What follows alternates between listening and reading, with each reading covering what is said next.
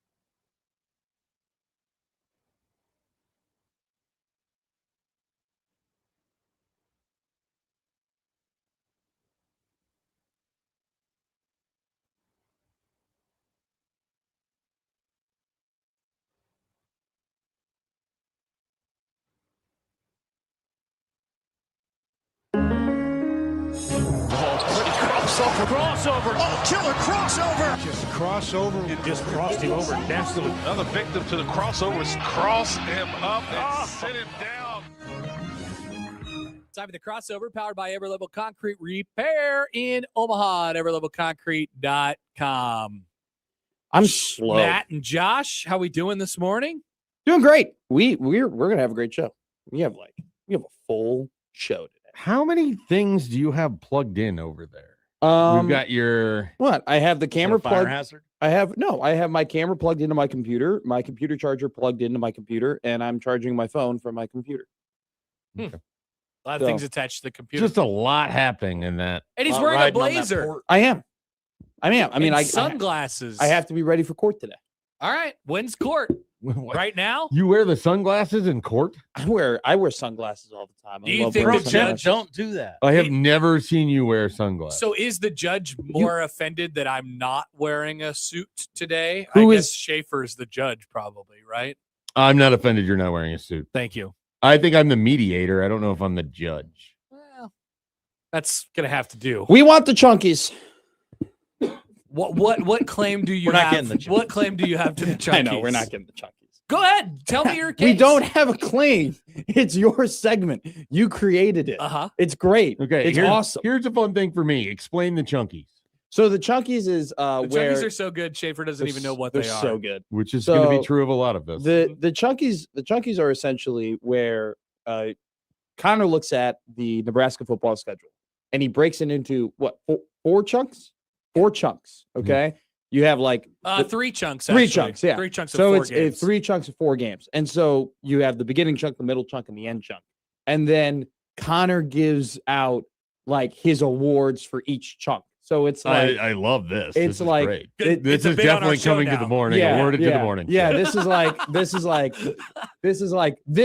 So he's done a version of this before, but the awards is what really brings it over the so top. he'll go the wettest chunk goes to, and it's like a chunk where they're in a lot of places that would rain, or let's or I get it. or let's say hypothetically, Nebraska were to play Arkansas, Illinois, and Wisconsin all in the same chunk. Connor would probably most Bielema chunk goes to the middle chunk, something like that. I got a feeling this offseason we'll see the rust chunk, and it'll be the first 3 games against Ohio, Bowling Green, Miami of Ohio, and or the entire the MAC chunk. You can do the MAC chunk. Or if Nebraska, and this very well could happen, ever played Northwestern, Michigan State, and Penn State all back to back in a chunk, you would be the most scandalous chunk, the most Patty Fitz chunk. Yeah, indeed. But there's no way we can know about any of the chunks at this point because we don't have a damn schedule. How has that happened? What is wrong with the stupid conference? By the way, it's a stupid conference. You answered it within your question. It's also the question answered itself. too big to fail. Yep. No, not too big to fail, but just too big. in my I opinion. mean, this is a conference that can barely get Wi-Fi that works at its media days. So you cannot By the way, possibly or reasonably expect them to put out schedules. can we talk about this? How does Memorial Stadium still have crappy internet? Well, it's 100 and a million years yeah, old. but it's 2026. 100 and a million. It's like even my grandmother. She's almost 100 years old. Okay, she's got great internet. Got good internet. She's got awesome internet. Don't you famously have terrible internet at your house? We fixed it because I told the people, I go, I'm doing Blue Jay overtime and I'm doing a show. You told the people, your parents. I told the people. Yeah, I told the rents. I go, look, I'm working. During the holiday. Didn't they tout improved Wi-Fi? That's a great Memorial Stadium. Thank you. That was supposed to be I think a next year thing. Like there's some improvements that are on the way right now. I'm going to be real with you. I'm pretty sure I've gotten the "We Have Better Internet" email every year from Memorial Stadium since I started when I went to school. It's also a thing that everybody deals with at every venue everywhere. Not if you got the media Wi-Fi password. That's also not true. Pinnacle Bank Arena media Wi-Fi famously sucks. Oh, so it's a Nebraska problem. Yeah. It's always been fine for me. Oh, I'm not sure how. Have you ever been to a big game? No, I actually haven't. Okay. Because Caleb Henry would very famously have me write all of the crappy games, and then if there was ever a high stake game, he'd go, I'm going. Like, yeah, Caleb. Did you ever show him that blazer though? He might have let you go to a big game that could have been the big game blazer. That is a big game blazer. I'm gonna be real. I'm not. I like it. First off, I'm not arrogant like that where I would wear this to a big. You're game. literally wearing it right now. No, because it's a bit, not like if I were to wear it to a big game, that's a gimmick. Like that would be embarrassing. You wouldn't wear a blazer to a big game? No. Oh, I think that's kind of a good move. If I'm Would you go the other way? Or are you going to wear sweatpants? Are you going to tell people this game doesn't matter that much? I'm wearing my sweatpants. Like if Nebraska goes to the that NCAA would be a good tournament, bit. or when Nebraska goes to the NCAA tournament and you follow them, sure, you're not going to put on a jacket. Well, I think I'm probably going to go to because it's probably going to be near us in some way. I know of at least one Nebraska media member that covers the basketball team that bases what he wears on the opponent Nebraska is playing. So Mike Sauter. It is Mike Sauter. I was going to let people figure that out. I was going to say, I think I know who you're talking about. Well, yeah, because he famously talks about it. It's not really like, I don't think I have like the je ne sais quoi to really like pull that off. Like, I feel like you got to be a certain type of dude to do that and like to really be like, yeah, that's cool. I don't think. Do you know what type of dude you have to be to do it? One that does it. Yeah. I'm going to be real with you. I wear. You're wearing a blazer right now. It looks fine. Because it's a bit, but like it looks fine. You look great. You seem like you no longer want to wear the blazer. You do sound like you regret it. I kind of do. Now it was funny walking by Nick Grimm. Are we still doing bit court or whatever? We'll get there eventually. All right. But I did walk by Nick Grimm. Sidebar. I did like Bitcourt, actually. Bitcourt would actually be a good, fun, reoccurring segment. Bitcourt seems like a bit that needs to come back. It does.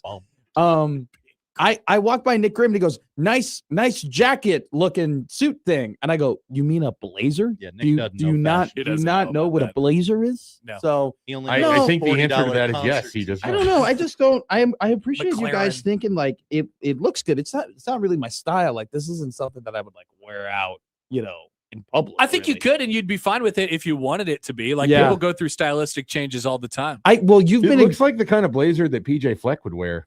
See, I bought this. This is actually a blazer that doesn't have a suit, pants with. It was just a blazer that I bought. Like I didn't think I would ever be a bald guy, but then I became one, and you're a good bald guy. It just suits me now. You are a good bald guy, and the beard brings it together. With the shades, you look like a carefree, cool guy in an '80s movie. Yeah, I did do my hair today too. Yeah. I think it's the first time I ever put like gel or product in my hair.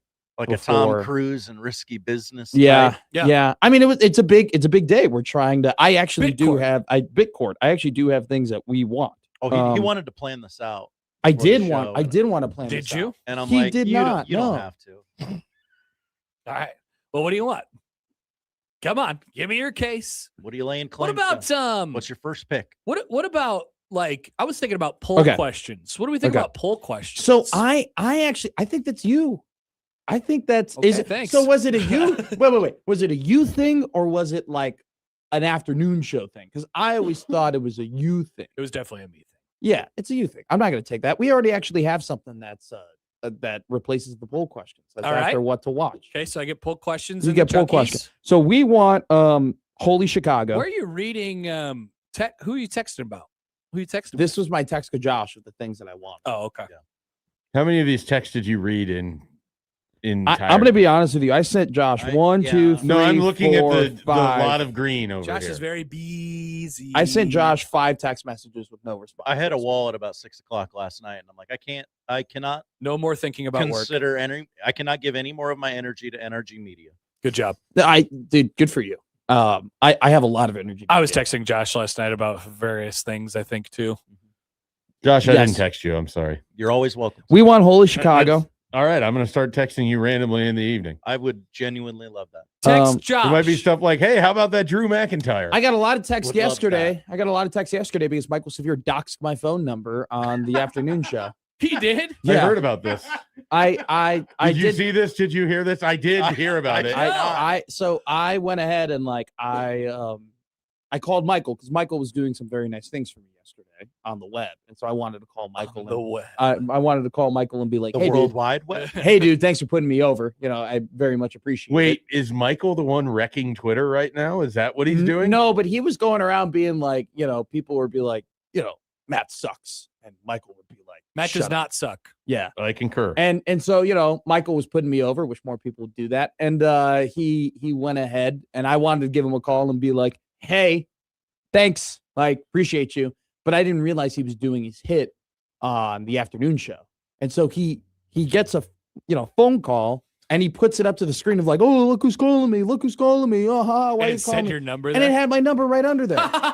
Did anybody text you? Yeah, I had multiple people text me That's and be awesome. like, "Hey, so it was like Sindelar, he's like, That's great. You want Yeah. Sindelar's number. no, exactly. He was like, Yeah. "Hey man, like he was like, "Hey man, like I just want to let you This know worked in your favor. that Michael I have Severe Sindelar. like doxed your number, but I get to have your number now, so this is really cool. You're doing a Awesome. great after midday show." And then like 2 other people who I would have their numbers were like, "Hey, I got your number from Michael Severe." So it wasn't a big deal at all. No, but No one random texted me, which was nice. Because they have because there's respect, they wouldn't except for say some that people. to you. Yeah, but at the same time, we're definitely playing with fire here when you go ahead and you put my number on a. Well, on a YouTube is show. it a pretty warm time in the internet streets at the moment? Yeah, So I guess Yeah. we want. All right, so we're gonna get Holy Chicago. We're taking that. That's not even mine. So That's a drop. literally That's for everyone. it's literally an unsportsmanlike conduct drop. Okay, how about the Fred Hoiberg drops? Were those yours? Yes. Okay, we're taking those. Okay, great. I don't think drops need to Count. be broken. All right. Well, we want. I am more than happy to give you all the drops you want. This is I've made my Bitcoin. opinion We will made on make drops. new drops. We want Grunt the Slate. You want Grunt the Slate. That feels like a Josh pilled segment. We Josh is the one who grunts. He has created the grunts. He is of grunting. You can have the grunts. All right, we The take grunts the go grunt. to Josh. Yep. That's a big dub for us. Yep. We want the Caitlin Clark thing. That I don't even know how you would pull that off. I'll just say we'll get to the Caitlin Clark thing later. But could you do it in a normal way?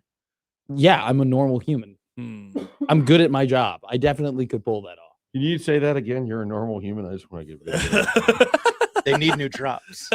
Quote, I'm a normal human. Say it. You got to say it. I'm a normal human. It was video. Oh, I thought it was a picture. But you could say it as a tribute to me. Thank you. I'm not tributing anything. Okay. Opinion from Michael Stubbs. I have an opinion. The Caitlin Clark thing is done. Don't steal that one. Too forced, Matt. That's kind of what I was This thinking. is I why was trying to help you. This is why I wanted to plan this with Josh, because I thought this was a great idea. And Josh hasn't told me anything that he wants. Does Josh want anything? I think in a way, Josh told you what he wants. I mean, we get Grunt the Slate. We're going to get the hype speeches. Mhm. Yeah. We'll Very take. Josh. Yeah. I mean, it's you pretty, get odd news. Yeah. Yeah, we already did odd news. We already took that. We already ran There- with it. it's called odd news because of him. I know. Yeah. I'm no complaints. We'll figure out something else. We've got a segment called Joey Reed's Headlines. Not really. What takes place there? I don't know. We just invented it. Did that? Did you it's guys actually called the Jawed News with Joey? see what we did there? Jod News, Jod Colbert. We're gonna come up with stuff. Give it time. Everybody's like, "What is the bit? What's gonna happen?" Just so give with it a minute. Joey reads headlines. Was that something that you guys pitched to Joey, or did Joey just start reading headlines? That actually doesn't exist at all. Schaefer just said I that. just pitched it right now. Okay. Yeah. I mean, I think Joey reading headlines would actually be a funny thing. You know, can Joey read? What? Yes. Poll question. Yes. Well, Dear you can't do it God. on this show, so it's got to wait till Don't tomorrow. be a apparently. jerk, Matt. Maybe I will start saying bad stuff about you on the internet. Whoa. That's Can my Joey guy. read? Yeah. He's Anything my else? guy. Joey fixed the whole system when it went down. Yeah, Joey did was you a hear hero about this? today. The system went You down? be kind to Joey. Yeah, you probably didn't By hear the about way, this. So I'm incredibly kind. right before we were about to take a break at the 7 o'clock hour, Next Gen went blank. Oh, no. Yeah, and then We filled. he just left the room for probably 15 minutes. And the way we filled is I wondered if there's Just a like the world old where Fred producer. Hoiberg retires after this season. And people did not like that suggestion. That was a big old rumor during last year. I remember multiple. I came people back being like, in he's here- going to retire and drink wine forever. One night over the weekend. He does and like wine. He loves wine. The station was off the air. I came in, turned it back on, and the screen went blank. I did a lap, and I came back, and it was back. So I didn't do anything, but I fixed it. Joey learned how to fix that because that happened during one of our first Blue Jay overtimes. Feels like that's the next happening gen a win. lot. Yeah. Feel like Somebody it should is. Get on that. Somebody should get on. got a blow on it, like an N64 cartridge. Like- What did he I- say? I think he said he unplugged and plugged something in. Yeah, there was a So the technical something fix seems downstairs. like it's great. Okay. That's the funny thing. We all, a lot of us, Prudon. Maybe he could answer all these a questions. lot of us went to broadcasting school and worked with a ton of this equipment Prudon, for why years does Next Gen and keep years. breaking? I don't know. Is It this a seems gift? to be happening. Our I screen, got a gift. Our screen continually goes blank, apparently. Well, Well, it happened. didn't happen then. It was 2.5 hours ago. That's If- all right. Wow. If Chris didn't see it occur, Wow. Yeah, I think so. if a That's tech- what I was wondering. Why does it happen? if a technical problem occurred and Chris Prudon didn't see it, does it exist? No, it doesn't doesn't. seem like it. No. No. Even though it keeps happening, even when you're not here. He doesn't like him. I'm not a Mike Muff guy. Do I? Actually, not sure he does. I definitely do. I don't. I have a lisp. I'm a peep popper. I have a lisp, so it kind of protects me from that. Is this one battle after another? Ha ha ha. I haven't seen that. Nice. Great movie. Oh, it's a great movie. Do you know that Happer has seen it? Uh huh. you saw? Wow. Wait, and you saw The Housemaid too? That's right. Oh, he's back to going to movies again? Wow. I saw That's that right. movie in the movie theater. Yeah. Have you seen Marty Supreme? No, I wanted to though.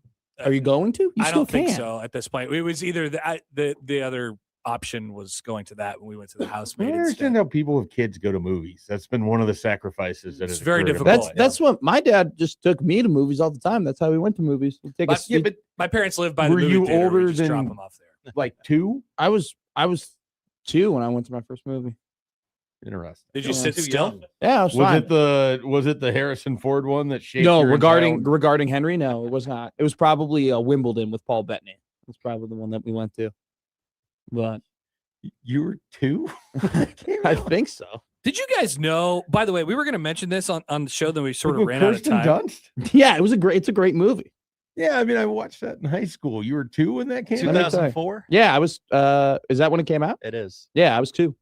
That's disgusting. Oh, I I was 2 years old. I don't know how I can respond to this. I don't have a problem with you being your age in Yeah, 2026. but when you it's make when you do the me math feel that way. backwards. Well, I will never forget when the morning show found out that I was born after 9/11.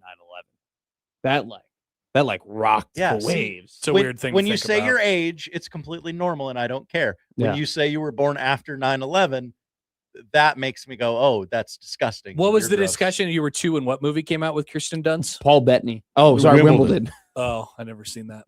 That's a good movie. You would like it. It would be great. Thank you. You were Sorry, going to say something? You I have was breaking distracted news? by a couple things. First of all, the Royals are moving their walls in Why?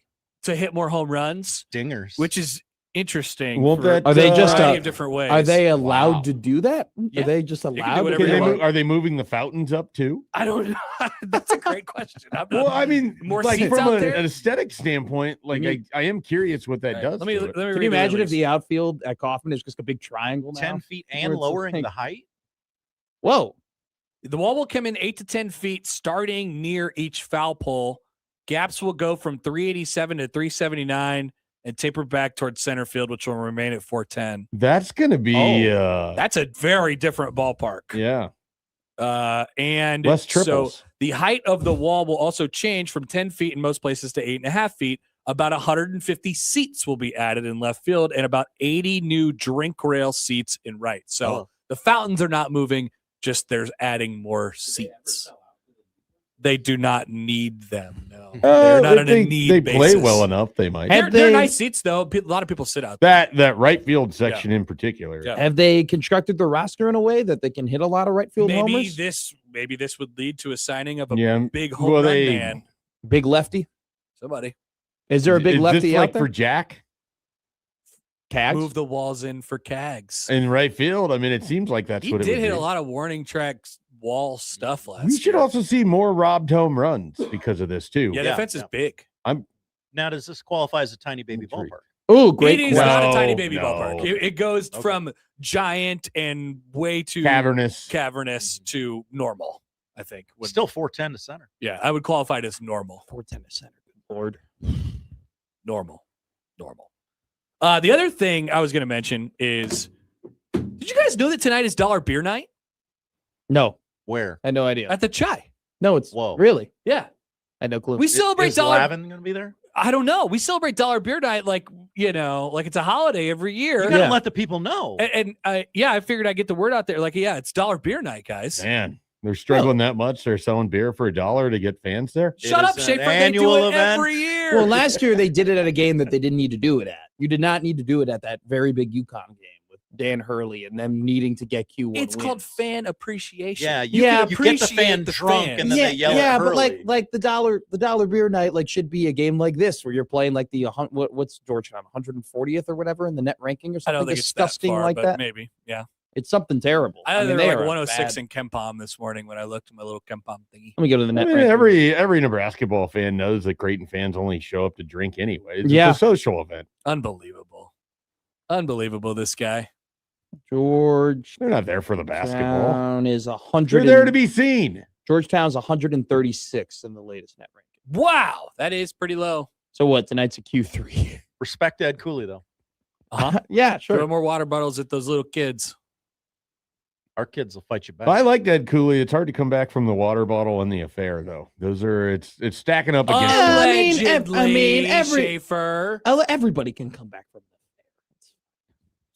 Okay. Whole cool. I mean, All right. let's You be can't do poll questions There's- anymore. there's a Matt lot of- McMaster excusing affairs. No, Wow. I'm not saying affairs are terrible. Don't do affairs. I'm not here for affairs. Okay. Now you're just telling people how to live, which No, I'm not. I'm not telling you that affairs are terrible. I mean, all pick right? a side, All man. right. Well, what I'm saying is that we have seen in the recent history of just society that very famous people can have affairs, and we shame them for a good 2 years, and then we're like, all right, it happens, and then we move on. Am I saying that's fair? No. I'm saying that you can just move on from it. You can be liked. Yeah, Yeah, and but that doesn't have had mean an affair. They should be. No, I'm not saying know, they should be. Especially by the people who are being victimized by alleged affairs, things Sure. of that nature, See, alleged affairs and actual affairs are different, though, because alleged affairs are just slander, potentially. Or Actual affairs or are they're grounds real. for shame. Yeah. Yeah, you can allegedly be having an affair, but that was a lie. It I don't know why. could be a Crouton- lie. It also could be true. I know. Said, but they're not as bad. They as could I have it actually wrong had as an to affair. who you're having the affair with, but be correct that you're having an affair. Yeah. But Well, then, I mean, it's did like you get it right or not? it's like Tom Brady's wife had an affair, and we seem like she's doing great. Schaefer's you know? scenario sounds like a real 29-30 thing. There's 29 and there's 30. He doesn't get it. He doesn't He get doesn't it. No, it's You not did that I not. don't get it. It's not accurate. It is Ah, accurate. it's It is accurate not- enough. No, it is All right. not I have accurate. a follow-up question. Is yellow brown? Clearly. What? No. Is Yellow Jurassic, is yellow, brown is brown. Is Jurassic Park Twister? No. They're all the same. They're all the This same. gets worse the more you talk, I just realized I didn't join the which feels StreamYard like a of my own tagline show. for our show. You just get more and more wrong as you This go. gets worse the more they talk. Okay. Do you have any more bits that you'd like before we Yeah, leave you Bitcourt to your seemed own like devices? it fizzled out here. Yeah, because it just feel like there wasn't a whole lot of effort put into it. No, You're the host. no one told me like You're what the one I was wearing doing. a suit. Malachi Coleman. I've of awarded Wisconsin. things. Yeah, I saw that happened yesterday. Maybe he'll actually play defense now. I don't think so. I don't think that's the idea. I'm almost sure when he first went to Wisconsin, this might be a Matt fact, but I'm pretty sure they were interested in him playing defense. Matt fact. Would you even know that? Was that a thing? Yeah, Wisconsin was interested in him playing defense when they first I think a started. lot of people like the idea of him playing defense. He wanted to be a wide receiver, so Yes. they stopped recruiting him to Oh, play I know. defense. I watched him play in high school a lot. He was better at defense. Well, he's got the archetype to be a first-round defensive end, like the body type. We're going to talk about that in the show. No, I got. If we're not doing drops, I only had brought the Slate tell and me which Caitlin Clark drops. thing. Tell I me- wanted the Hoiberg drops. I wanted that's a dilemma. You got They're them. yours. Those are yours. And Yep. holy, I wanted that. That's yours. Holy yes. Oh yeah, that's yours. Mm-hmm. Fire away. It's also mine, but it's I yours. really wanted the chunkies, but there's no way I can take the chunkies. I don't think so. I don't think you have a We're claim. keeping the The poll chunkies. questions are yours. Grunt the Slate is Josh's. Well, this really worked out well. Yeah, it did. We all got what This we was a wanted here, cordial divorce. except for the things that you actually wanted that you had no claim to. Well, yeah. I really Which is want. I most think the of it. chunkies is the best segment in all of Nebraska. You have told me radio. that before. That's kind of wild. I love it. I think it's great. It's like, it's somewhat educational, but then it's somewhat funny. And like you get ramped up toward the football season. There are some Sounds like it's the most somewhat segment of yeah, Nebraska no, but radio. it's just one of those things where it's just like there are parts of the Junkies that are incredibly educational where I'm like, all right, like now I know something new. It is And how the- I memorize the schedule. And then there is the part of the Chunkies where it's like, that's funny. That's clever. That's a good quip. People want to you know know. if we're gonna divvy out the guests. I mean, that's No. I think we've we're- all collaborated on Yeah. this a little bit. we all share guests. Yeah, and we sort of squared it up. Yeah, my guest list has changed a lot over the last probably 12 hours, but we're good. We're in it. We're finally locked up. I do like the idea of having a once a year guest draft, and then your Ooh, show oh, locks wow. in someone that the other shows can't have. I would love to do that. That'd be fun. I think It'd be like a keeper league. You get it for 1 year, and then you have Yeah. to throw them back into Well, the pile. Maybe we could actually now. Maybe we actually can do the Big Red Overreaction draft. oh yeah. You draft the games you want to do. Yeah. Interesting. Am I going to have to do 9 of them this year? No. Okay. Am I going to have to do one one of them this year? Everyone's a willing participant. You are going to have to do more than one. Willing?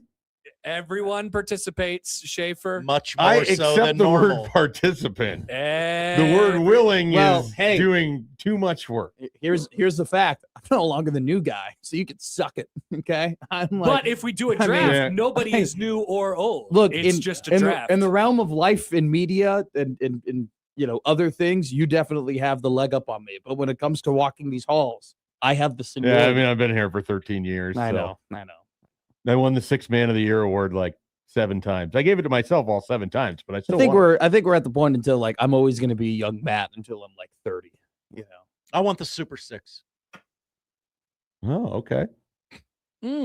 So I said You I can have it. will. I have to Well, do. it doesn't exist anymore. Yeah, Yeah, I didn't do it last year. that And died then, with Schaefer I don't know that they're going to continue it without me. because of how much of a pain in the butt it was to put together. I'll do a Super I mean, Six with you. There's a lot of I know. Yeah, work. I'll I'm do saying, Super yeah, you were Six, texting and Team emailing people 20. forever.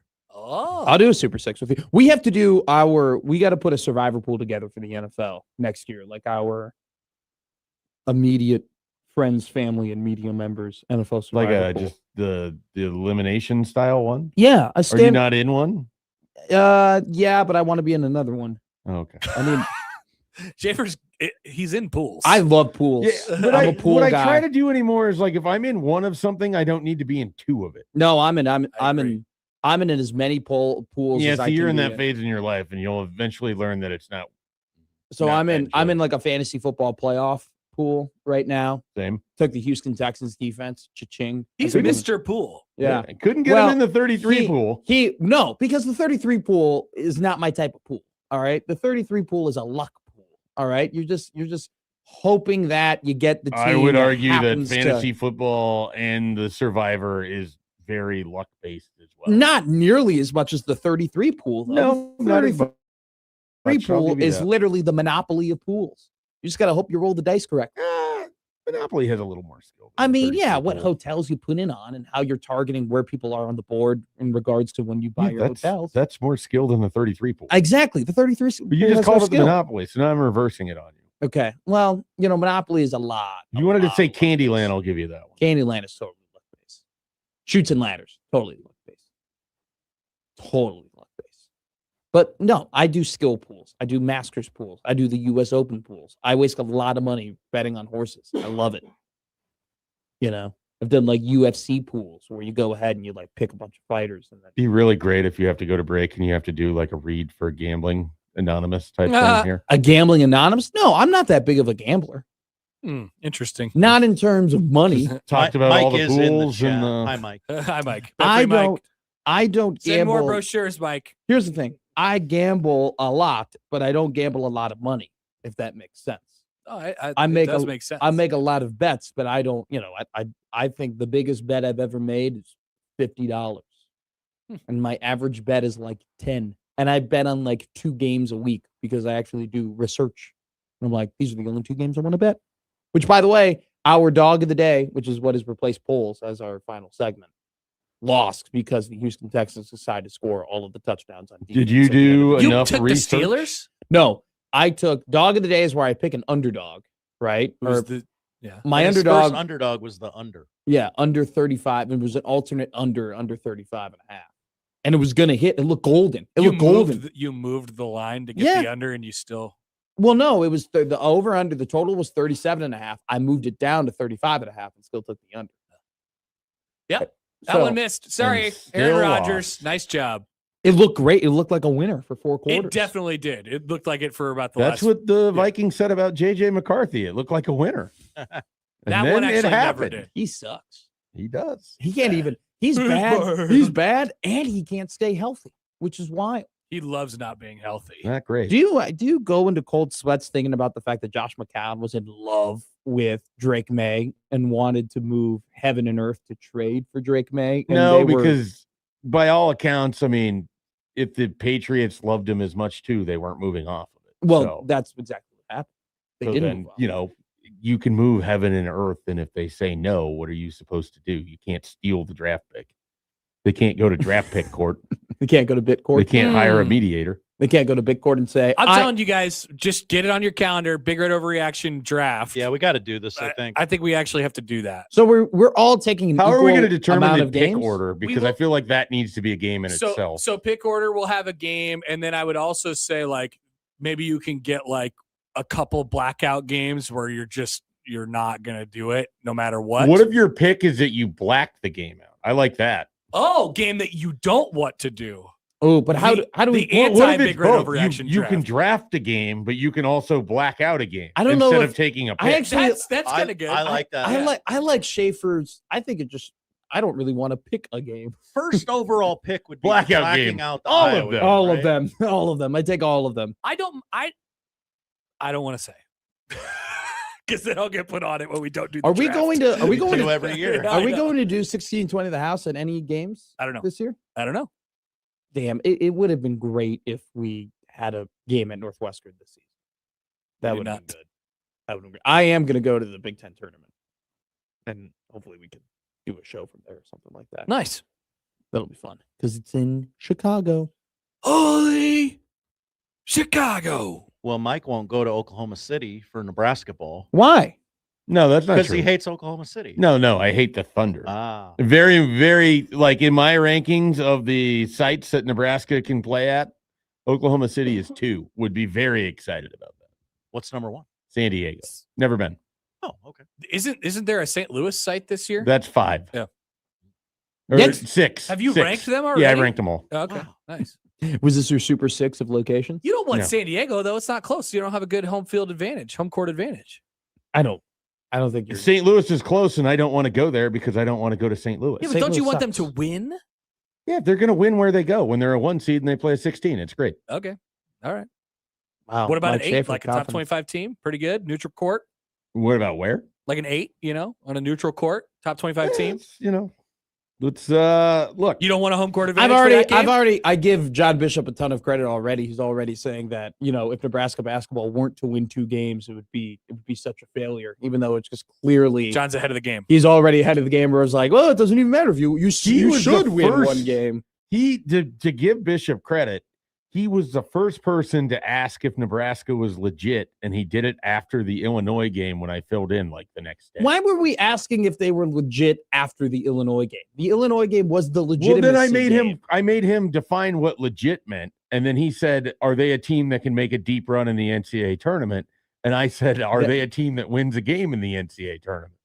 I think that there are a lot of ivory tower college basketball people who don't understand, what success. Well, I think it's looks just a like. difference between the conversation of are they a contender or are they a story? I will say, though, whether you like it or not, and whether the fan base's expectations are to just win 1 game or whatever, if you are a 2, it is going to be disappointing to lose to a 7 in the second round. Yeah. It will suck. Yeah, no, You will have an NCAA tournament win under your belt, but that will be crushing. It would be like having the best program season in history and losing to Baylor the next round. Like it would be devastating. Yeah, it would be crushing. So we'll get there. still think there would be Conversations to be a had. couple of weeks later. We'd all be like, hey, but at least They got the one. at least they got the one. Like, Well, it sucks, that's the carrot. but no more. Like you only get one of you literally only get that one. That's the carrot, and you want the cake. Maybe they'll have a chance to go to the Final Four, and a phantom foul will be called. maybe maybe that will happen. Maybe It happens to a lot of people. it happens to apparently. some. Yeah. It happens to some. When did this happen? Or maybe they'll be in the first Not long round. ago. Maybe they'll be in a game and they'll be 3 really years? close to an upset, and all of a sudden Zach Collins will put his hand through the rim and block a shot, Maybe and it won't get called. Happens what to a some. great game! Happens Yeah, to some. well, I bet it was a great game. I enjoyed that game a lot. Yeah, I bet you did. I really liked it. Maybe That's- a Don't you think it's more valuable that Games that suck. kid, the AD's kid, became this The famous? crying kid. he goes to Northwestern now. I'm pretty sure. Of course he does. Of course he Yeah. does. Where else was he going to go? I don't know. You got to be smart to go to Northwestern. Maybe a Wow, that could be crosstown, true. a smaller crosstown school will go to the Final Four all in that period of time. Everybody was like, "Oh, Sister Jean! Oh, don't you feel happy about Then they living in have a Chicago?" famous, I'm like, nun screw those guys. Who's Screw them. now left. Ugh. us. Ugh. My dad tried doing the thing where my dad got his MBA from Loyola. Oh, then- he's a rambler. So then he Blurs. he tried to claim like Yeah. Loyola in the run, and I go, you phony, you fraud. The best man at my wedding got his MBA from Indiana, and I had breakfast with him the other day. Yeah. I was like, "So do you claim Indiana?" He's like, "If I did that, it would be the lamest thing in the It is entire if world." you got your master's or Like I never your- attended a game there. I didn't care about their Yeah. football team. I didn't care about their basketball team. no. Like I'm not doing it now. No. If you got now, I think maybe if you got if you went to grad school for 3 years, If you were physically attending games and stuff, like I that's think you're probably good. different. Yeah, I think you're fine. Like I got a buddy of mine who he goes to dental school at Marquette, and he was really excited to root for Marquette basketball. Mm. And he's like, "This sucks. This is the worst Marquette team of my lifetime." And as soon as I try and root for Marquette basketball, Nebraska basketball is awesome. They are quite truly horrible. They are terrible, but they beat They beat Xavier the other week, I think. Right? It was Xavier. They beat somebody. They beat Butler or Xavier. It was possibly Georgetown. Was it Georgetown? Happer has confirmed Marquette has a win on its schedule. It was their best. It was their Marquette's- Georgetown beat Marquette.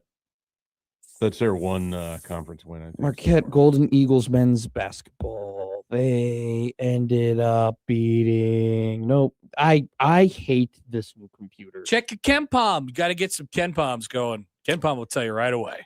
Tell us what your little Ken Pump thing he says. Are you sponsored by Ken Palm? No, but I have a subscription. Yeah. And then he makes fun of me. They beat Xavier. They beat Xavier. You were right after all. He made fun of me for buying PFF and then has Ken Palm. I love Ken Palm. But I can't have PFF. You He's make a so college many. You made basketball so man. many. That's fine. You can called have me. PFF. You called me Mr. Subscriptions. Yeah, I you gave called up me on Mick Subscriptions. Whatever you can have happened to it. your the big magazine Bible that you were carrying around that was like your football Bible? Yeah. The season began. How did that did you feel like you The season started. do you feel like you learned enough from that as Yeah, I won futures. Yeah. okay? Yeah, I won a New England future off that. There you go. I won a Raider future off that. I won a Niner It future was off a that. Raiders future that they'd beat a disaster Yeah. minus Yeah. 2,000. Won a Raider future, won a New England future, won a San Francisco future, and then I currently have a Seattle future to win the Super Bowl and a 49er future to win the Super Bowl. I'm an awful game to game bettor. I'm an awesome futures bettor. I think I'm one of the best futures bettors in the country. All right. I do. All right. Dude, You I'm say like, I have irrational confidence. no, I'm like in my last In that blazer with those sunglasses. I think I'm one of the incredible. best futures I'm bettors. one of the am. best futures bettors in the country. in my last 9 futures, I've won 8 of them. I won Rory to win the Masters, dude. Like I'm like, Why don't you put a little bit more Skrilla down then? You know, dude, I like the only thing that's See what happens. that's keeping my sports betting alive is like the fact that I can just see. I can't see what's going to happen the next 60 minutes, but I can see what's going to happen the next 6 months. All right. I'm up there, man. I'm up there. I am. He's not backing down. I can't. I've lost my last 9 futures bets, so I'm the opposite. I just don't think that you can look at like my resume and my pelts on the wall. Like I keep all my like tickets too. Matt McMaster has won $85 betting futures. No, not true. Not true. Not true. Not true at all. I won $120 winning a Florida to win the NCAA tournament future. I won $150 on an Indiana to make the college football playoff future. I won $115 on Rory McIlroy to win the Masters. This is great. Those 3 futures that I just named, all those, I mean, there were more even money. You should There start a website. There were a total of or 90. a podcast or something, or a radio show. I lose all of the like in-game parlay, touchdown, Clearly in spread, August, Matt, alternate bets, but like futures bets, no one better. when we get to August, and if you don't have a segment on Fridays called Futures Fridays, where you're giving out a futures pick each Friday leading Done. into football Done. season, Thank you for being my. Actually, like to Big create Gord's things. back. I want that bit. No, that's my bit. Well, I'll create other bits for us. Yeah, we'll I be know, fine. I know. What do we got in the comments, Josh? What are we laughing at? Platcat, this guy's rich as bleep. I drive a Mercedes.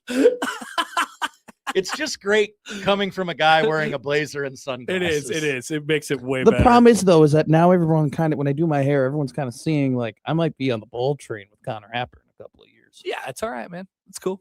But then you can also see my psoriasis. Half of America doesn't have hair. hair. What it looks like before you get to Connor Happer? Pre-Connor. Yours Happer. is not that bad though. Yeah. Oh no. We're I don't think I've told you this, but like, you know, one of my favorite jokes is like to make fun of the like the commercials about medicines that have like these great songs, like, you know, We Go V, and like, you know, all the, you know, the little pill that does well. Yeah. I'm keeping up with my H1C. I take once a day. Like I like making fun of those things. I've become a part of the bit that I make fun of because I now have been prescribed one of those catchy song prescriptions. I'm taking Sky Rizzy. Oh, it's Rizm Kismet Rizza. Yeah, I'm taking. I have to moderate my plaque. I don't know what this is. I have to moderate my chronic plaque psoriasis. You know, and so I mean I'll show this for the camera. I am a victim of psoriasis, and so now I have to, you know, I'm taking back my. Is it a attitude. jab? Yeah, I got to jab myself. Yeah, I got to take the jab. It's tough. Don't miss. I don't know. They apparently there's a lot of instructions of specifically where you're supposed to jab yourself. So I'm a little nervous about it. All right. So yesterday everybody learned your phone number, and today they learned your prescription drugs. Yeah. I also take. What else can we do? I also take Tomorrow he'll tell you what he subscribes to online. Pantomeprazole. All right, stop. The crossover is for over. my GERD. I got acid you guys reflux. have a show. Goodbye. I'm on like trichlorine meprazole because it's a little cream I put on my psoriasis before I get the Skyrizi. All right, that's the crossover powered by Everlove Concrete Repair and Omaha on everloveconcrete.com. See you later.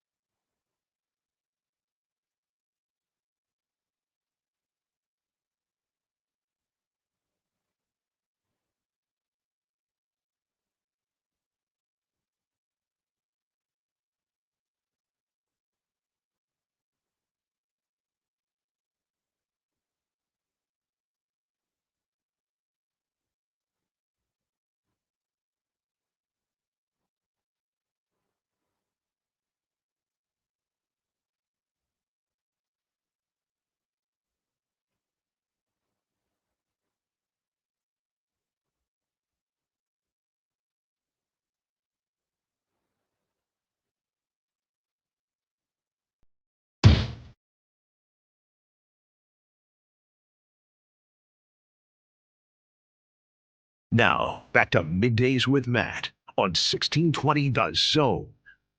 Episode 2 of Middays with Matt is live and revving here on 1620 The Zone. We will promise to make it not as bad as episode 2 of Star Wars today. Whoa. And I'm talking not about the original episode 2, Empire Strikes Back, is actually one of the greatest movies of all time. I think it's like my number 2 favorite movie ever on my top 10 list, which we probably should crack out at some point because I think it would bring a lot of Didn't you do some of that at the baseball village? Oh yeah, that definitely is a College World Series, and it was enlightening.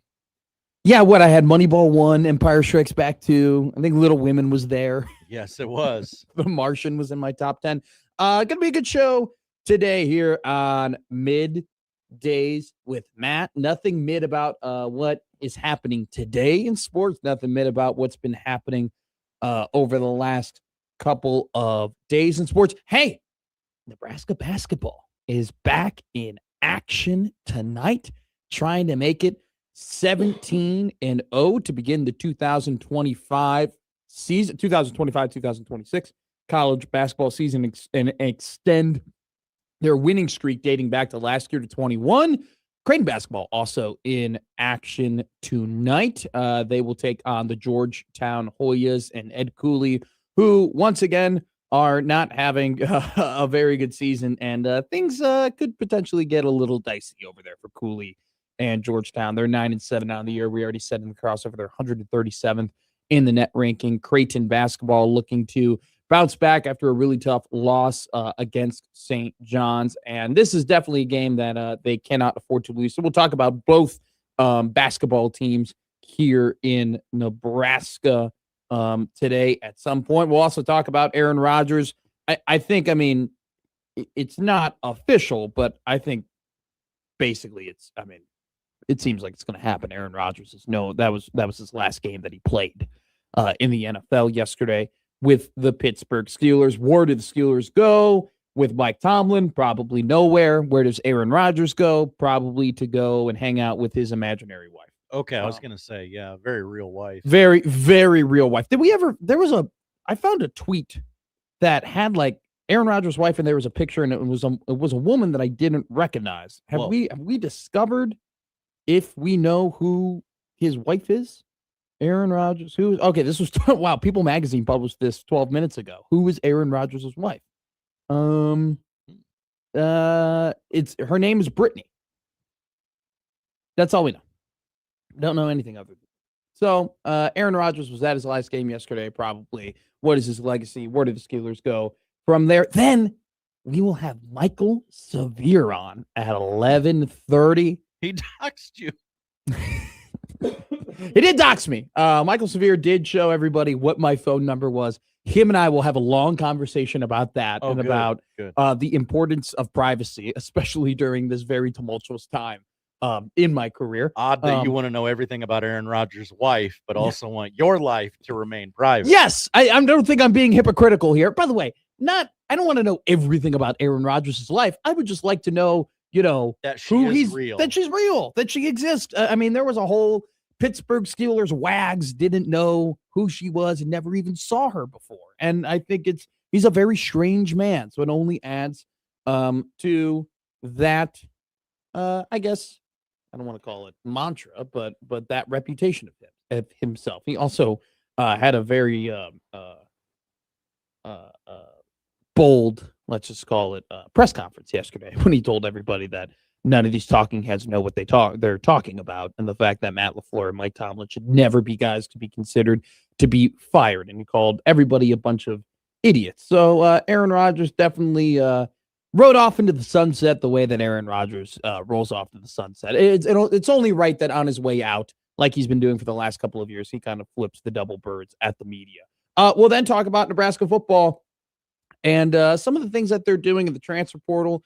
They're up to 13 guys. They're also getting a late visit from a 2026 quarterback that has some intriguing measurables and stats and whatnot. Oh. And yeah, the guy, they're recruiting a 2026 Vegas quarterback who reportedly runs a 4.40. Whoa. So we will talk about that. Will Nebraska be able to get a guy like that and develop his speed? Have they been able to do that in the past? And then it's the first Tim Verghese Tuesday ever with Middays with Matt. Tim will come in here. He'll give us his Tim bits as to what's going on, what Nebraska football is looking for. We'll also ask him about some rumors about the coaching staff of Nebraska. Mike Eckler, out of nowhere, apparently is being targeted by USC, according to some boards. That's ours. I know. You can't. That's in bit court. Mike Eckler is our bit. You cannot take our bit. He's our best bit. He's also our best coach. You cannot do that. So Tim Verghese will be here at about 12:30 to talk all about the Nebraska transfer portal. He's got Tim Verghese, for people who don't know, one of the most just locked in kind of writers and voices in Nebraska football right now. The guy just has so much intel. He's so good at his job, so sharp. We were actually, funny enough, Tim and I were in the UNL College of Journalism at the same time. But we never crossed paths once. We never hung out. I never even saw him. But we were both, for 2 years, we were both at the College of Journalism together. So it'd be awesome to have him on the show. As always, we'll go through plenty of your emails and your tweets. Don't forget to email us at the Equitable Bank inbox. Matt at 1620 The Zone, Josh O at 1620 The Zone, Equitable Bank. They take banking personally. Always pick them in the first ring. Old Man Doug, shout out. We'll have the odd news at 1 if you want to tweet at us. The J Tech Construction Zone Twitter feed at Matt McMedia. I'll make sure to log into the text line today. We'll read some of your text as well. We're also going to talk about Oregon football. The rich are getting richer. They picked up Dylan Raiola yesterday, which, we'll see what happens with Dante Moore. We're going to talk a lot about that actually with Michael Severe, because Dante Moore very quickly after that Indiana game has become a pretty polarizing prospect from an NFL draft perspective, and that will go ahead and kind of affect what he decides to do with the University of Oregon, which will then decide what happens with Dylan Raiola in his future. But on top of that, they picked up Corey Parrish yesterday, the stud safety from Minnesota. Corey Parrish was a homegrown guy from Minnesota. The Gophers were so ecstatic to get him, and he played there 2 years. He was a freshman All-American, absolute, and not only just a really good safety, but dynamic returner as well in the special teams game. He's going to Oregon. We'll talk about the rich getting richer, and what do you want, momentum or money? Because it just seems like those two things are very much correlated right now. If you got money, you can build momentum, and if you get momentum, you're going to get a little bit more money from your donors. What hatches first, the chicken or the egg? So we got a loaded show today. Nebraska basketball, Creighton basketball, a lot of things happen just across sports in general. Football, Aaron Rodgers retiring. We have the NFL divisional playoffs. Those games are set. We got a lot to touch on. We got two really good guests, Michael Severe and Tim Verghese. That's the lineup, which is brought to you by the Rooferys at John Higgins Weather Guard. And don't forget to call the Prairie Flower Casino Zone hotline, 402-951-1620 Zone. We already got Denver Broncos Eric on the Prairie Flower Casino hotline. So we're going to hit a break, and then we'll pick up Eric and talk a little bit about the NFL playoffs. Don't go anywhere. Great show. Middays with Matt on 1620 The Zone. Middays with Matt on 1620 The Zone.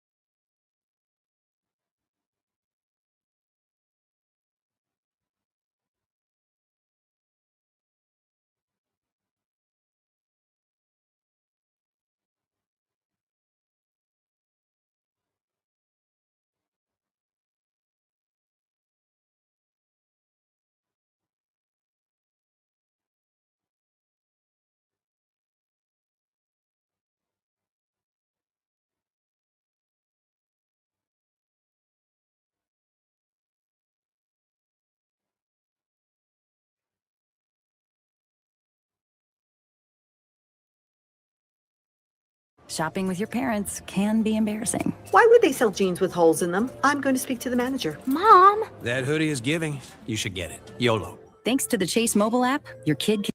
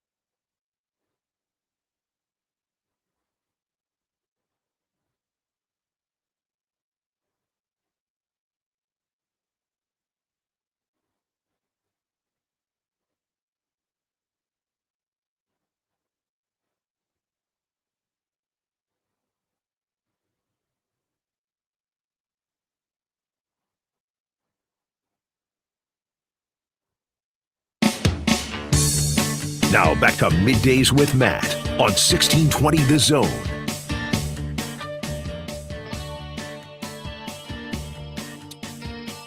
Middays with Matt here on 1620 The Zone. We go to the Prairie Flower Casino hotline. Denver Broncos fan Eric is calling in.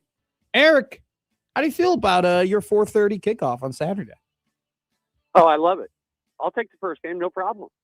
It's a beautiful thing. It is a beautiful thing. Get it out of the way. Did you hear the beautiful news out of Denver yesterday?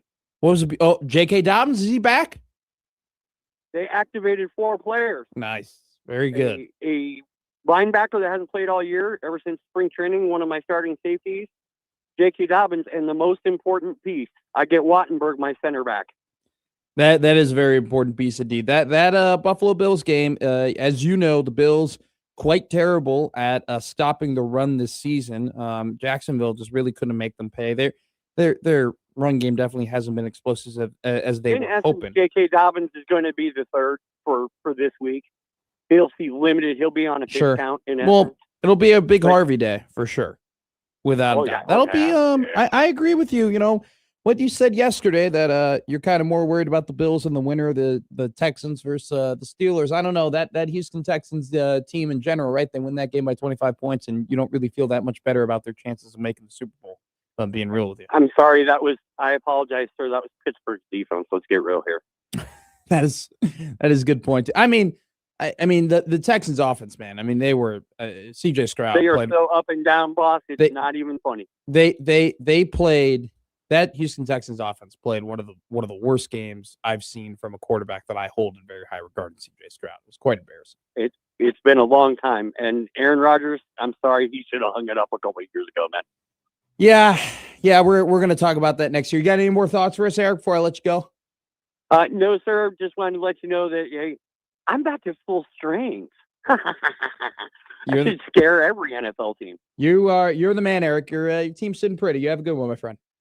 Have a great day. Yeah, it should be done with Aaron Rodgers. It should be over. Here's why.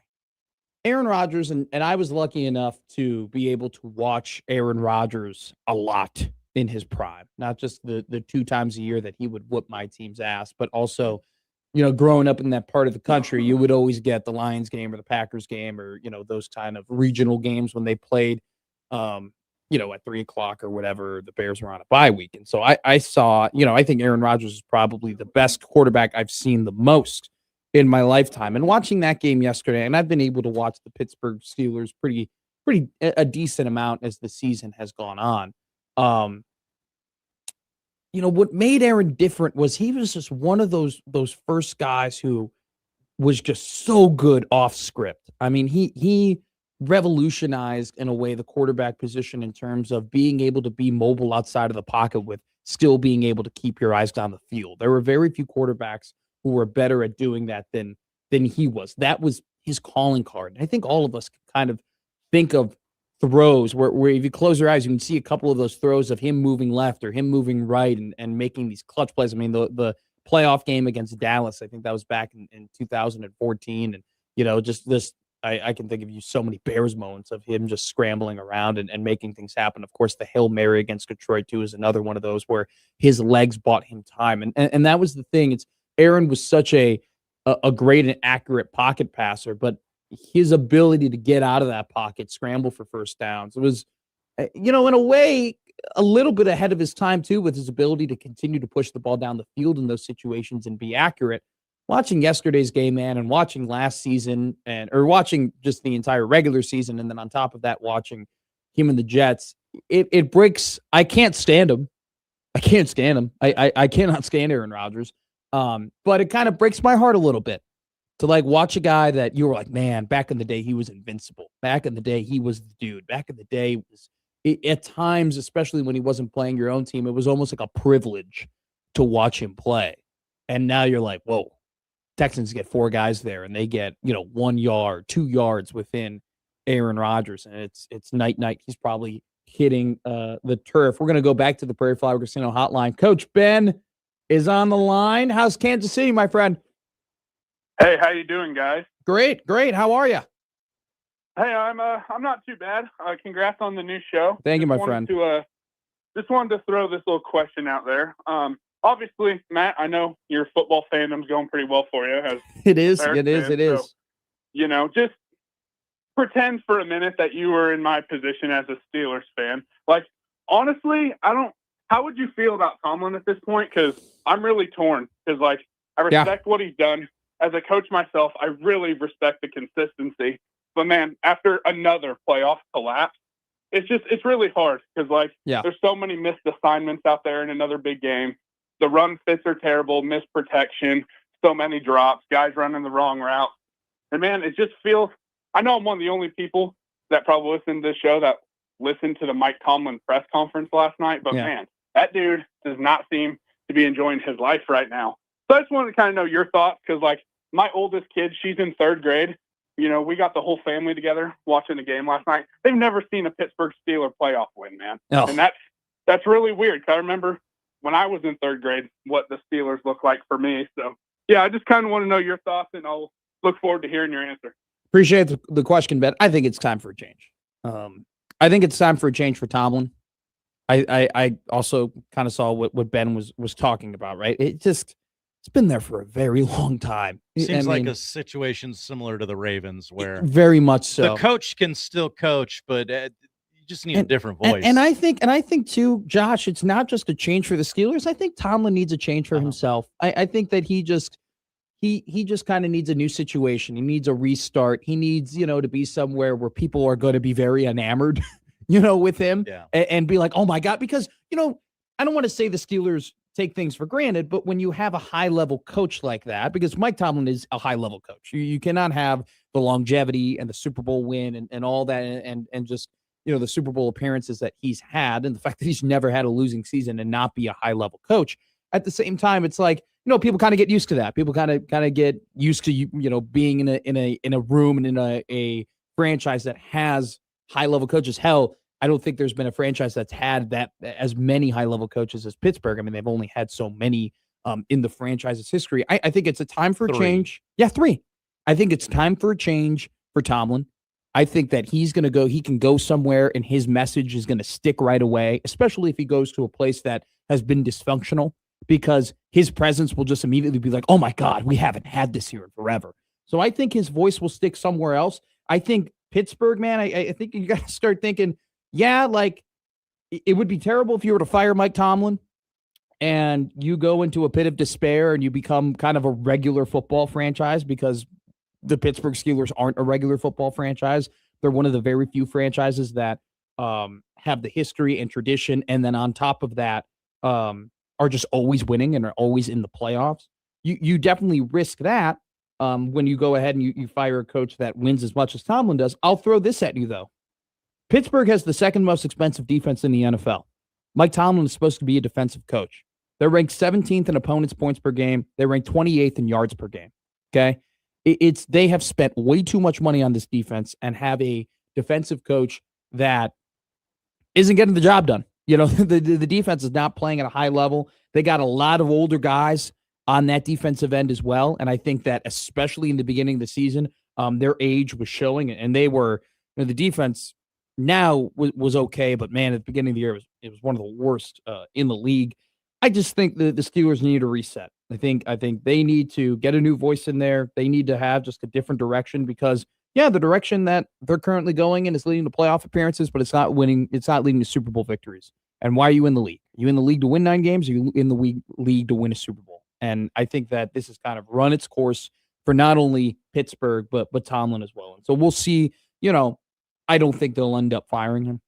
That's just kind of the vibe I get. I really do think that field goal, if that field goal went in, he might have gotten fired, and Harbaugh, we'd be having the same conversation about Harbaugh. So we will see. I think that'll be the main conversation. But I'll tell you this right now: if Tomlin were to get fired, a lot of teams would want to go ahead and hire him immediately. And it seems like John Harbaugh right now has talked to every team with an opening, and he himself is kind of vetting. That was a headline. He's vetting, who he wants to go to. I think Tomlin will kind of have the same jurisdiction there. So we'll talk a little bit more about the NFL playoffs as the day goes on. The divisional rounds are set. Some interesting matchups. We'll definitely do a full breakdown on Friday in terms of who we like and who we dislike. And you and I could play a fun little. We'll do a little like Super Bowl pool at some point on Friday. A super pool. You yeah, love super pools. pool. We'll have that'll be a very good time. Coming up next, some big games tonight here in Nebraska college basketball. Also, just a good night in college basketball in general that we'll touch on. Huskers trying to extend their winning streak. Creighton trying to bounce back from a tough loss against the Red Storm. Don't go anywhere. Middays with Matt on 1620 The Zone.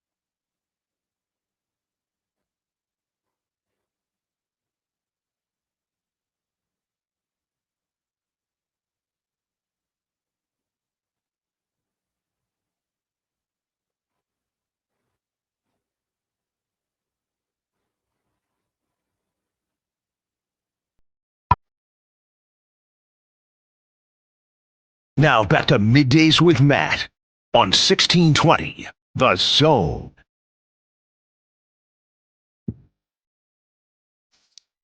Big day in college basketball tonight. Really across the country. It's one of those nights, Josh, where if you go ahead and I use the CBS Sports app, oh yeah. Whoa, Really? I am a can we get the soundboard Yeah. up? Oh, Honk, honk. I'm a honk for the CBS Sports app. your CBS Sports app honk. I huh? do. Okay, Okay. so here's what I like about the CBS Yeah, Sports app. give me the pitch. All right, so here's the pitch. Number one, of CBS Sports app, you can completely customize like your favorite teams. Mhm. All right, so you go and you put all in your favorite teams. So every time you open up the app, right, you go to scores and you'll see who your favorite teams are playing tonight. All right, that's number one. I got that on ESPN. Number two, it'll give you the total of the game and the spread of the game. Okay. Okay. So right now I'm looking Bulls Rockets. The total is 224.5. The spread is minus 13 to Houston. Okay. On top of that, in the top right corner, it'll tell you what channel the game is on. Okay. So you're telling me there's an app that gives me the teams, the records, the total, the spread, and what channel it's on. The amount of times people have said, what channel is that on? And I can just go to the CBS Sport app and just be, as opposed to being like, what? I have to go to Google and type in, what channel is the Creighton basketball game on? I can just look, and right in the top corner, it's PEAC. Tonight they're on the cock. Peacock. At 8 o'clock. It's quite incredible. Late tip, which Blue Jay Overtime going to be coming at you at like probably off the air at 12 a.m. But you get all that extra sleep now. I do. That used to be a massive problem before all of this stuff happened. Now, I'm going to tell you right now, 6 hours of sleep, I missed her. I missed her greatly. I was only getting like 4. Those 2 hours really make a difference. But yeah. They really do. CBS Sports app, absolutely incredible. And if you go to the CBS Sports app, you can go to like NCAA men's basketball and you put in like the top 25 matchups. Okay. And it's not like one of those days where you have like 10 versus 2 or, 15 versus the 8th team, but you have like Indiana, Michigan State, not a ranked on ranked matchup. Going to be pretty good. Okay. Indiana on the road, be a very interesting game. They're coming off a tough loss against Nebraska. Michigan State, they've had some kind of strange games recently. I mean, they blew out USC. I mean, they absolutely stomped USC at home, and then they played Northwestern at home, and actually that game got really, really tight. A&M plays Tennessee. A&M after losing Buzz Williams. Some people thought, maybe the wheels might fall off. Nope, they're first in the SEC right now. They've won 3 straight games against LSU, Auburn, and Oklahoma. They play ranked Tennessee today. So that will be a very interesting game. And then on top of that, Iowa State plays Kansas over at Fog Allen. Kansas needs that win desperately. This Kansas team needs to be likable, especially after losing to West Virginia in their last game. And Big 12's a B word, though. I mean, it's been the last 2 years, though. This Kansas roster, you had, Hunter Dickinson and you had AJ Storr, and everybody was so excited about that team and about that roster. And it just became so unlikable because it was clear that none of the players liked each other.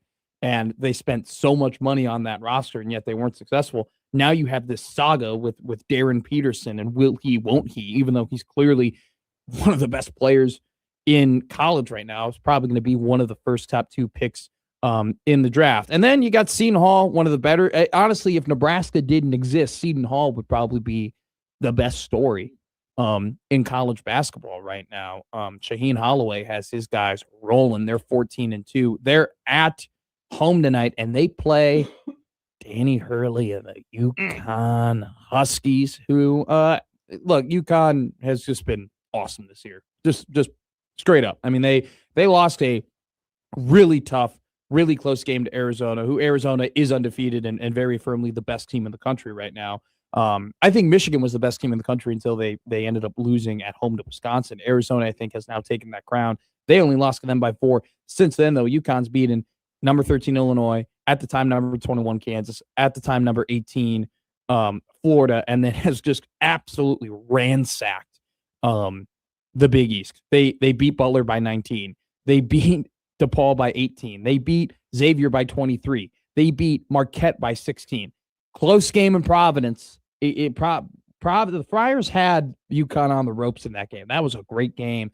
And it was one of those, and I've known you've watched a lot of these before, Mr. Odson, where it's like, if this game goes to overtime, the favorite's going to end up winning it. That's exactly what happened. And then they spanked DePaul once again by 12. They play number 25. Seton Hall. Should be a fun game. So great night of college basketball overall. And it's a great night in this state for college basketball. The Nebraska Cornhuskers are going to play an interesting one tonight.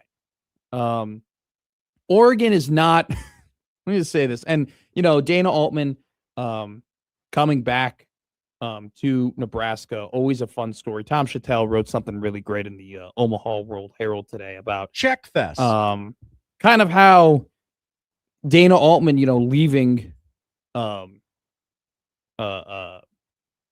Creighton to go to Oregon kind of put a lot of things in motion when it came to, what happens here in the state in terms of college basketball, right? Because Dana Altman ends up going to Oregon.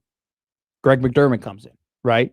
And Greg McDermott becomes the head coach of Creighton basketball after Dayton Altman, and they've had the success that they've had, and they had Doug McDermott and all these great players after him and everything like that, and now they're trying to make their sixth straight title or sixth straight NCAA tournament this year. They're still on an uphill battle according to Bracket Matrix. On 68 potential brackets, Creighton is only in 13 of them.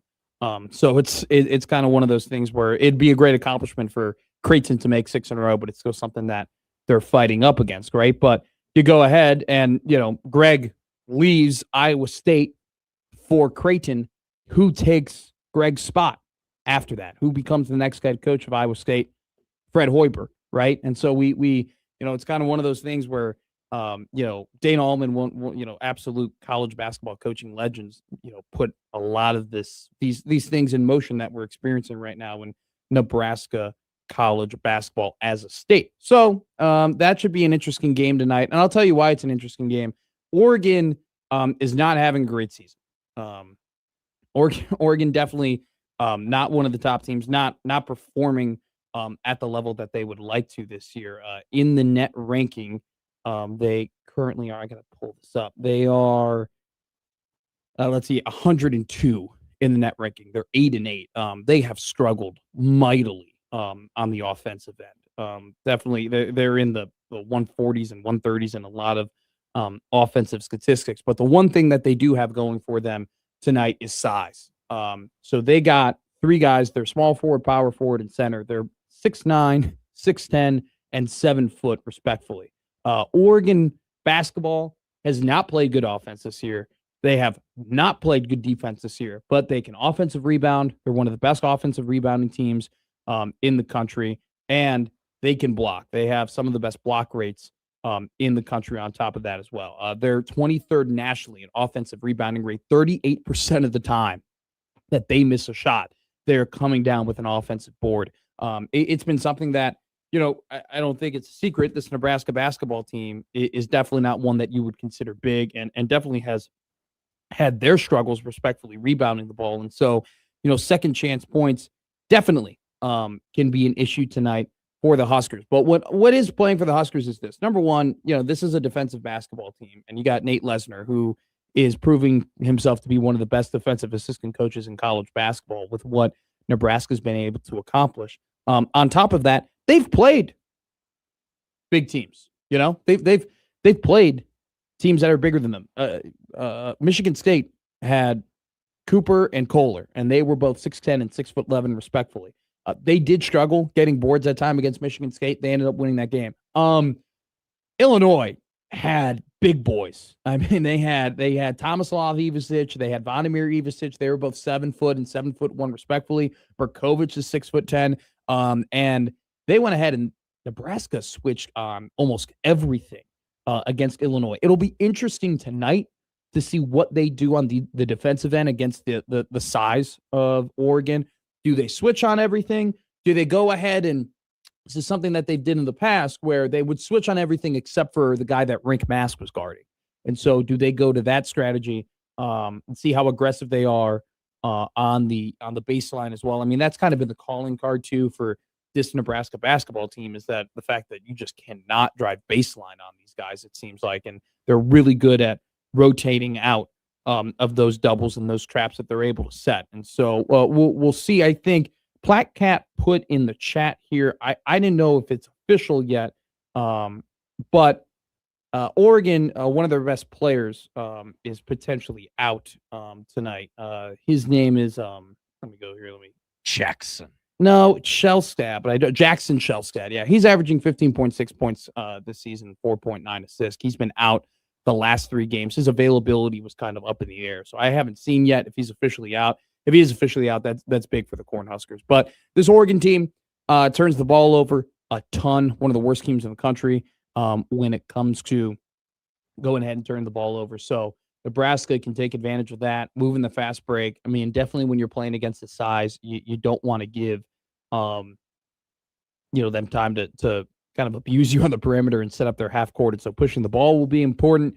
Got to make your shots. Huskers, 30% from three-point land in the last 5 games. They did make 14 threes and shot over 40% from beyond the arc against Indiana. Hopefully that momentum will continue. But like I said before, Oregon big, really good at blocking the basketball. And so can they get to the rim consistently? Can they play good basketball? Can they finish at the rim? Nebraska, surprisingly, watching the game, I wouldn't know this. It was kind of one of those things where I saw the number and I was a little surprised. Josh Onson. But Nebraska is actually one of the best teams at finishing around the rim in the country. Their 2-point shot percentage is actually 60%. It's top 40 in the country. Pretty damn good. You'll take that for a team that doesn't necessarily have those massive guys in the paint consistently. But I'll tell you this, there is nothing better than watching Rink Mask and that baby hook. That thing is so, I watch it all day. I'm a baby hook. Make you tingle? Honk. I do get a McTingle watching him operate in the post with a baby hook. Yeah, you I do. Let's move to the other team across the way. Creighton basketball takes on Georgetown tonight, 8 o'clock on the Peacock. The Hoyas are not playing good basketball. They have lost, let's see here, their last 4 games to Seton Hall, DePaul. Whoa. Yeah. What the hell are we doing here? Along with losing to St. John's in Xavier in Big East play. Their only win in Big East play has come against Marquette. I definitely do think that this is a Creighton game. You know, I'm not too much worried about Georgetown as much as I'm worried about this Creighton come out and play the type of basketball that wins them games, right? Do they clear the boards? Do they move? Do they push the ball in transition? Do they make their shots? How are they on the defensive end? I look, when it comes to Creighton, look, defense has been a struggle and it will continue to be a struggle all year. But how much resistance are you giving? Right? I mean, there have been games where they have been able to make teams work for buckets, where they have been able to wear teams out. I think that happened against Xavier, where Xavier, it seemed like at the end of the first half and in parts of the second half, we're just exhausted because Creighton was doing a really good job of making them work for things. There have also been games, and it's funny, like Iowa State, but also I go back to that South Dakota game where it just seems like they could get whatever they want heading to the basket. And so what is the energy level tonight? This is going to be their 5th game in 13 days. That's tough. That's tough for any level of basketball. And you got guys like Isaac Trout who, he's playing 26 minutes a game. He's not really used to doing that. He's not used to playing those minutes across an entire season. And, he made his first 3 threes in the last game against St. John's, but heading into that game, he was struggling mightily. I mean, he was a pretty consistent 41% 3-point shooter, heading into the month of January. That percentage has dropped all the way to 36. And so can he find his stride? Can they just have some resistance to the defensive end? Can they show a little bit more energy tonight? Can they push the ball? Can they clear the boards? And Josh Dix and Austin Swartz, this did not, those 2 guys have to be kind of your catalyst, your pillars on the offensive end for Creighton basketball. They did not do that well. They did not do that. I mean, they did not. They both were under double digits in the last game against St. John's, which is why I kind of called the St. John's game a bury the tape. But this game cannot be a bury the tape game. This game is a must win for Creighton. And I know that might sound weird to some people because they're not playing UConn and they're not playing St. John's. Here's why this is a must win. Georgetown's 136 in the net ranking. Okay, Creighton does not have the quality wins that they would like to have had from the non-con that they've played. Their margin for error is gone. And so they go ahead and you suffer a Q3 win, man, that's going to dip your net ranking. That's going to be a bad loss. That's the one thing that Creighton really doesn't have yet is a bad loss. Okay. Now look, so they've lost games by wide margins. Okay. So they lost to Gonzaga by 20. They lost to Nebraska by 20. They lost to Iowa State by double digits, but those teams are, I just named those 3 teams are in the top 10. Those are 3 great basketball teams. They haven't, that Kansas State game, that was a bad one. And that hasn't been trending well for them. And that Seton Hall loss, look, Seton Hall, yeah, it was a bad loss from the perspective of you shouldn't have lost that game. You should have won that game for multiple reasons. But it was a bad loss not in the respect of where they are in the net ranking, where are they in the AP, how does it affect your resume? That was a bad loss for opportunity squandered, not necessarily for how does it look on your resume. Tonight, a loss tonight would be bad, be really bad. It would set them back, and people would be talking. Well, I think it's one of those things where I've talked to John Walker about, all right, how many games do you think Creighton can afford to lose? And he was like 6. But if you lose to Georgetown, I guarantee you that number probably goes down to 5 because of just how bad that number would look. So I know that it was a big discussion with the Blue Jays of their legs, and playing so many games in a short amount of time and the fact that they didn't have a ton of energy against St. John's. It ain't going to get any easier for them, right? I mean, they go ahead 3 days later after that just bad loss, just embarrassing loss. They're going to go ahead and play tonight's game at 8:00, and then they play a night game on Tuesday, and then they go ahead on Friday, and they're going to play Providence on the road, which will be another really big game for this team to build their NCAA tournament resume. Like I mentioned before, according to Bracket Matrix, there's 68 total brackets that they project. Creighton is only in 13 of those brackets. And so they're not really even on the first 4 in or the last 4 out bubble. They're kind of on the outskirts of that. Lenardi did have them as the second team out this morning. All right. That's just one bracket. That's one guy. So we got to see their net, though. The net ranking, despite the fact that they don't have as many quality wins as you would honestly hope or expect them to have, net ranking has been fairly nice to them. And they were 41 heading into the game against St. John's, which if they won that game, they'd be top 35, which would indicate that they are an NCAA tournament team.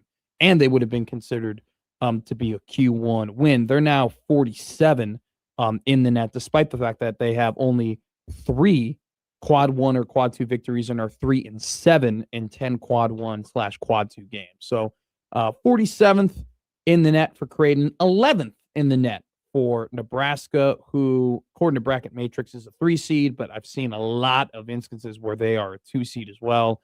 So they'll have an opportunity to extend their winning streak to 17-0. 2 interesting games for both teams.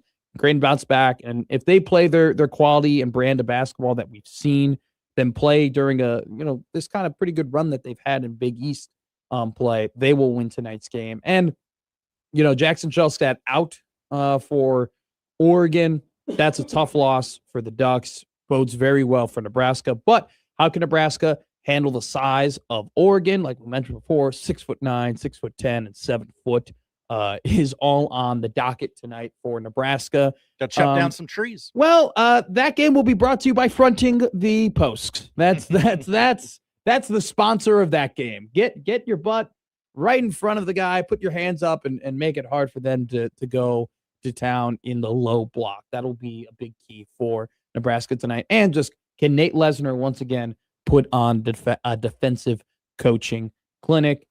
On top of that, too, while you're watching the Nebraska game and while you're watching the Creighton game, there will be a lot of really good other college basketball games to watch that might affect things in all conferences. It's a good quad box night. It's a great quad box tonight too, because all the conferences are in play. Like the Big Ten's got a really big game, Indiana, Michigan State. The Big 12's got a really big game, Kansas and Iowa State. SEC's got a really big game with Texas A&M and Tennessee. The Big East has a very big game with Seton Hall and UConn. You kind of get all the flavors that you want. So quite literally nobody played yesterday. Nobody. Well, no, I don't think no ranked teams played yesterday. I think a lot of mid-major colleges. Bring back Big Monday.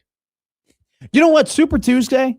This is just what I call it. Super Basketball Tuesday. Pretty damn good. Tuesdays have become some of my favorite days in sports, just because we are unfortunately getting to the time where it's like you can't count on football to be on anymore. I mean, we are in the quality football era, but not the quantity football era. So NASCAR, the chase is back, baby. That'll be my Sunday fix is NASCAR. Will guy I never heard of win a 3rd straight Daytona 500? I hope William Byron does it. I don't know who that is. It's William Byron. Yeah. No, that's correct. I just don't know who that is. It's Willie B, baby. He's the most eligible bachelor in all of NASCAR. Oh, really? Yeah. They tried. What's his sponsor? What's on the hood of his car? Oh, on top of Willie B's got a lot of different guys. I think Willie B's a Chevrolet guy. Let me see. Let me look up William Byron's car. Sorry, I asked you a question you weren't prepared for, but no, because I'm not like a diehard NASCAR fan, but I can make conversation. That's the problem. When I start talking about NASCAR with people who don't know about NASCAR, I come off as thinking I'm an expert, and you quickly find out I'm not an expert. I really just like NASCAR because it's on Sundays and the NFL isn't going on, and it's something to gamble on. Like, I'll tell you that. Gambling on NASCAR is fun because they're all like plus 800. And so you just put $5 on a guy and then you win, sometimes you win $40 and it's a good time. Exalta? What's Exalta? I have no clue. They really sell out They're these a cars. global leader in the coatings industry. I don't know if they sell out. I want to use another word for it, but it's kind of inappropriate. But they sell out these cars every single week to get as much money as possible. They really Julia Roberts out these cars. I don't know if you've been following the NASCAR I clearly have not. lawsuit, but like it's kind of hard to make money in NASCAR, and so the whole we only have one paint scheme and one sponsor doesn't really exist anymore because you just need to sell it to the highest bidder. That's my so NASCAR. you can make actual money. There are actually very few NASCAR drivers who have a consistent looking car every single week. So the days of Jeff Gordon in the DuPont car are over. Yeah, you're not going to get the same looking number 3 week in and week out. But like Chase Briscoe has a pretty consistent looking car. Like he's like Bass Pro Shop. Tyler Reddick though, and like all the guys who are Toyota, like they have a different paint scheme every single week. But Kyle Larson has the same paint scheme. It's just for me, NASCAR is just modernized horse racing. So. Speaking about a guy who I don't think likes horse racing, but we're going to find out because I'll ask him a question, is the man who exposed my phone number to a bunch of people on YouTube yesterday and allowed me to get a bunch of text messages from numbers I didn't have. His name's Michael Severe. He's one of the best in the business. We'll talk to him next. Middays with Matt on 1620 The Zone.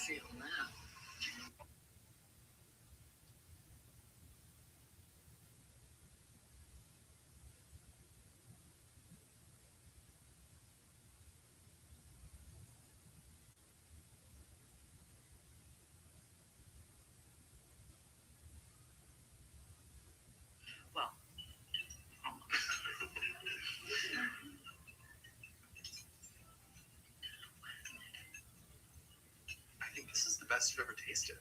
You know. I've had a lot of her. Mm-hmm.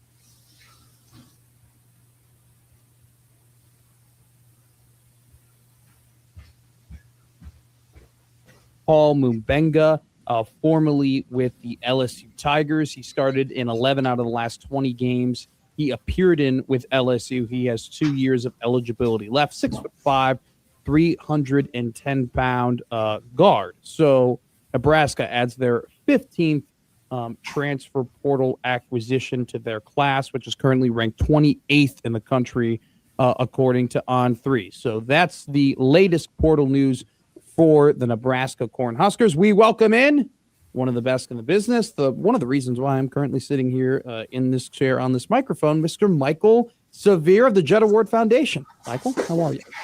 Good. Middays with McMaster. Middays with Matt. Would you? I should have coordinated with you. Would you have preferred Middays with McMaster, or do you like Middays with Matt? The Matt one is more efficient. Okay. But the McMaster one is more identifiable. You know, sure. There's probably a Midday with Matt out there somewhere already among all of the different radio shows there are around the country. There's probably no McMaster one.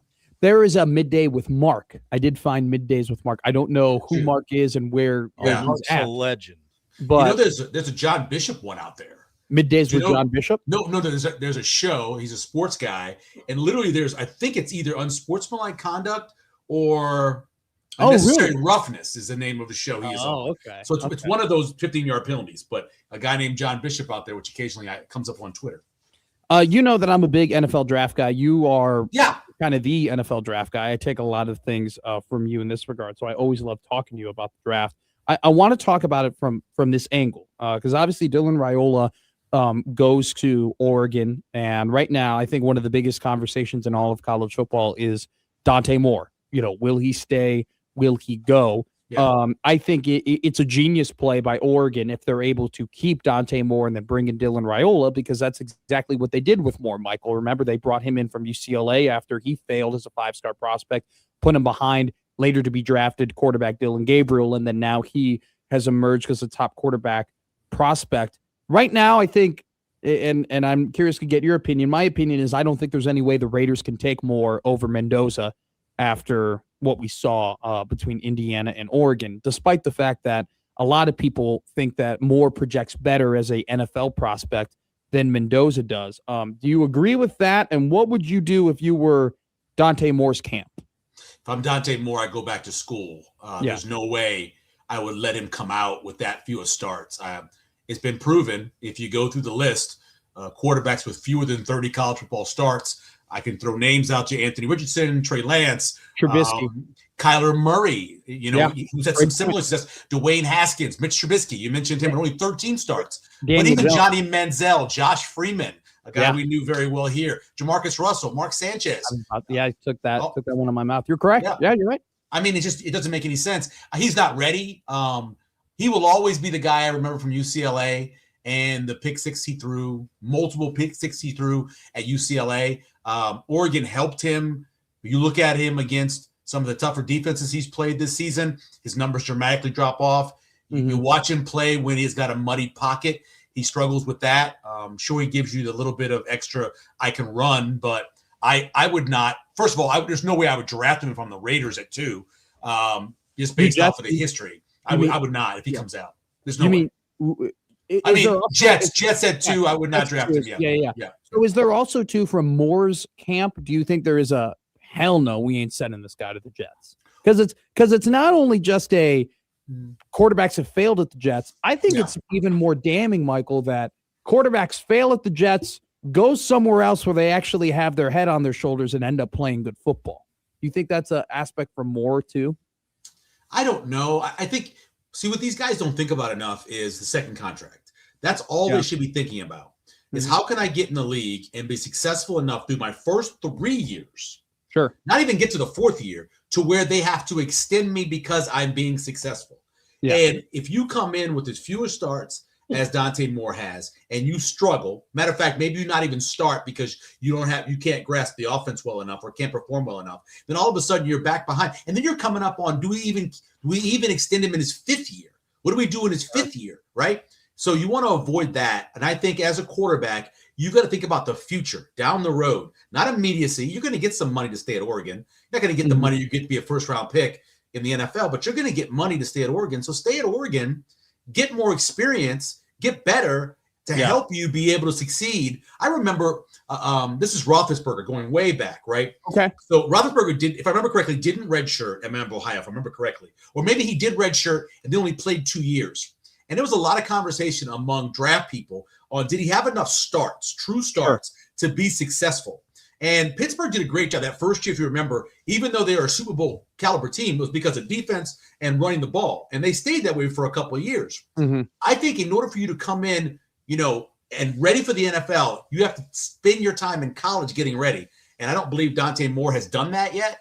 And it's something that he's going to have to do. I think he's got to make the decision to stay in school. Let Dylan sit there on the bench, whether it's a Bo Nix or whoever you're talking about coming from Oregon or guys that have moved around. It's not a bad thing to sit. It's not. And so Dante Moore set. He's better than he was at UCLA. He's just not ready for the NFL, I don't think.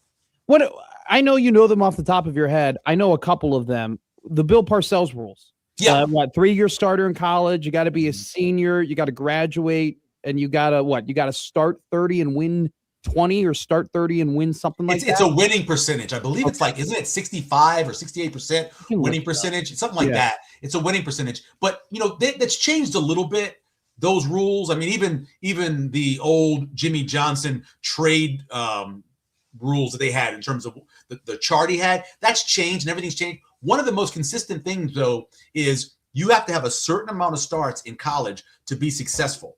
There's only been about 2 or 3 guys that you can really look at. You can say Mark Sanchez with the 2 AFC championship games, but was he successful in his career? I mean, no. Yeah, no. Can you say Kyler Murray's been successful? I mean, he's gotten another contract. He hasn't been successful, not to what he could have been. I think it's pretty much proven that you have to have that time in college and knock off all the bad habits in college. So when you come to the NFL, when they don't have time to coach you up on fundamentals, you've got to be ready fundamentally when you get there. Look at all the quarterbacks that struggled fundamentally and had to go through some sort of process of changing their throwing style or getting their footwork or learning how to get under center. Most of those guys struggle. Some never get better. I mean, so there's been guys, don't get me wrong. Sam Darnold has come a long way from being a guy who fumbled the ball a ton in college, fumbled a ton when he first started in the league, to where he is now. But I will tell you, there are still times when you watch Sam Darnold in the pocket that you just see he doesn't process as fast as some quarterbacks do. He just doesn't, and takes big shots because of it. He'll turn the ball over occasionally because of it. But you can get better at doing certain things. I just think get better in college doing them.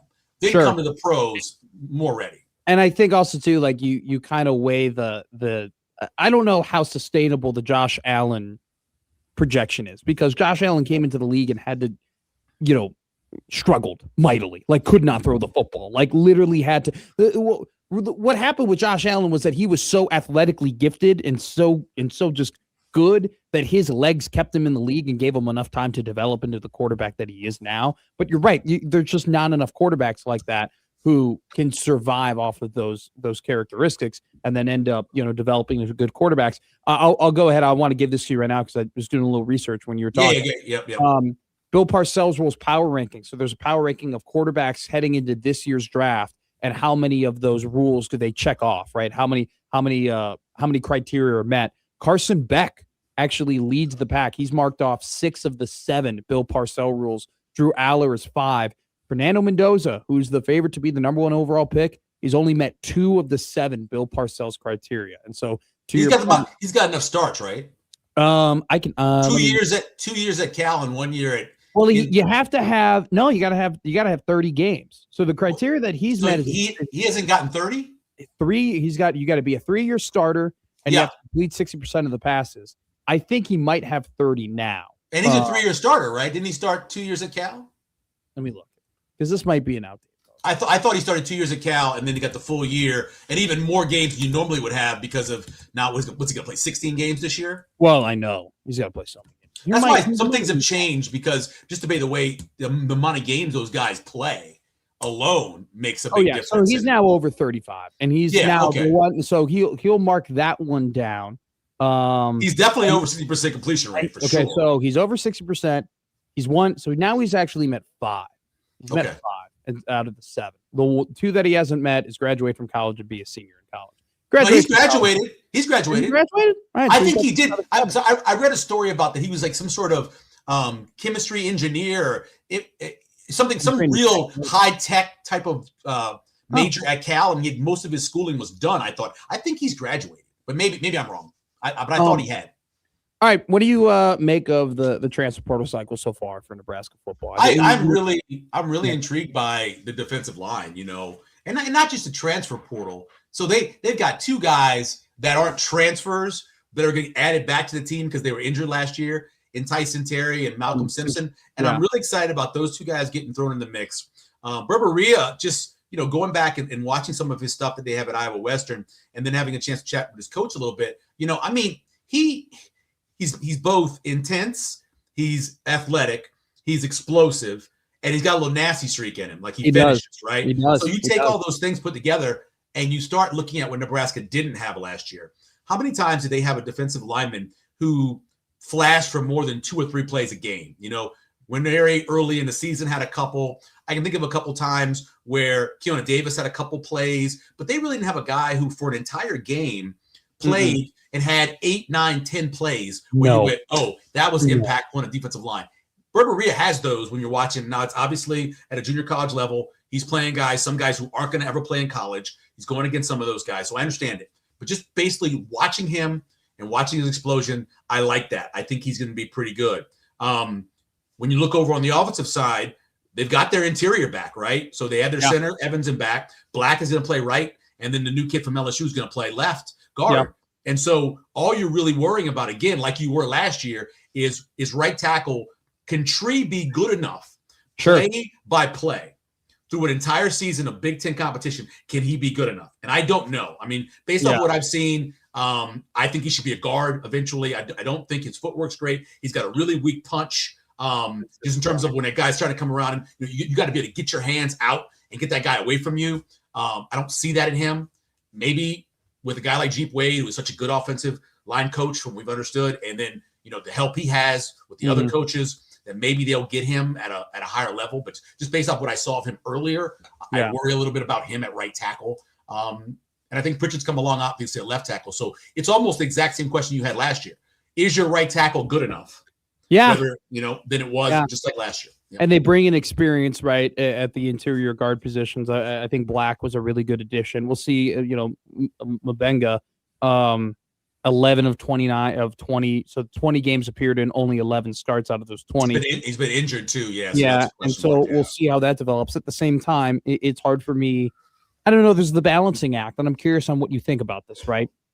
There's the balancing act of, okay, I'm glad they've gone in the portal.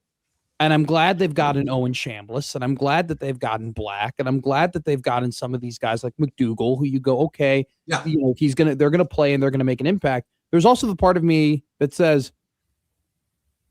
what the hell happened? Like, you didn't develop anybody in the last couple of years of the offensive line that you can just say, hey, they're going to take over there? What, you're telling me that over the last 3 years you haven't developed guys like Cam Lenhart and Riley Van Poppel enough? And now, granted, I think we can have the conversation of maybe those guys weren't the best fit for the 3-3-5, which is a whole other discussion.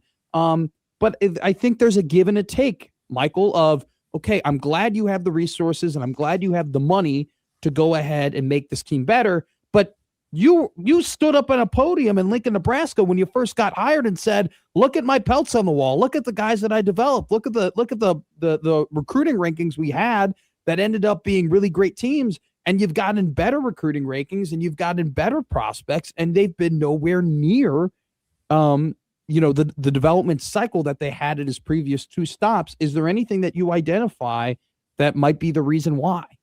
It's a lot in that question. I'll start out back with whether or not guys fit a system or fit a position you want to put them in. I remember having a conversation with Bo Pelini. This is years ago when he was kind of talking about, what he was looking for in a 3 technique. And of course they ran a 4-3, looking what he wanted in a 3 technique, what he wanted from his 5s, what he wanted from his defensive ends, what he wanted from his weak side defensive end opposed to his strong side defensive end, and the measurables that he was looking for to try to find to be able to fit. This is the time playing against, the Big 12, when you had a lot of athletic quarterbacks and you had a lot of catch, rock, and throw and get the ball out of his hands fast. And so we kind of discussed that. And then you saw kind of the team change And they went from some of that two gapping where you had a chance to kind of peekaboo a little bit to, hey, let's just go in one gap it and go when they got into the Big Ten because they wanted to get in the backfield and stop some of that running game, which obviously didn't work out, especially against teams like Wisconsin. So that's a part of it. The other part of it is I got to blame partially coaching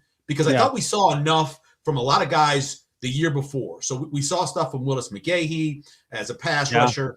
We saw stuff from Van Poppel, limited both when he played and before he redshirted. We saw stuff from Keona Davis. We saw these guys doing things. We even saw stuff like look at Vincent Shavers looked better. Guys looked better. And then all of a sudden, you change out your defensive coordinator because your defensive coordinator leaves. You change out your defensive line coach. Bring in a guy who's never really been a full-time defensive line coach, especially at this level. And you put them in there, and guys just kind of regressed. So I have to, in a way, blame the coaching because I saw talent early on that played pretty well. Now, you're right about development. There's too many young guys who have not taken that next step. Is it because those young guys aren't as good as we thought they were, or is it because they're not getting coached up, or they're not working hard enough in strength and conditioning? See, that's something we can't necessarily measure because we're not in the workout rooms and we're not standing there when those guys weigh in every day. You've got guys sometimes that have talent, but they don't work hard enough. You have guys sometimes who have talent, but they don't really want that grind. They really don't want the stress it requires to get to the level of being great. I watched Jerry Crick get here as a freshman. I watched him get better every year, and that was because he worked hard. Now, he was next to Ndamukong Suh, so he had an example of what I need to do to get better, but got better and better and made himself into an NFL defensive lineman. That's what your goal has to be. Every year, get better, the grind, go through it. Every single game, you get a little bit better. Every practice, you get a little bit better. I don't know if we've seen that. And again, we're not at practice. We can't see that happening. We're not in the workout room. Are they working hard? Like Elijah Judy, did he ever give himself a chance to be great by getting himself in the kind of shape he needed to be in? It didn't look like it. Even Van Poppel, who I thought as a younger player looked better than he does now. What is the problem with that? Why is that happening? But I can tell you that too often we give up on defensive linemen too early. Ty Robinson, I remember a game against Northwestern when he was, I believe, a redshirt junior at the time. And it was a game against Northwestern where they ran an outside zone play. And like he did too many times, he kind of peeked to see where he was. And because of that, he took himself out of the play. And the running back for Northwestern went down a sideline for a touchdown. And it was basically his fault not hitting his gap. Well, he got better.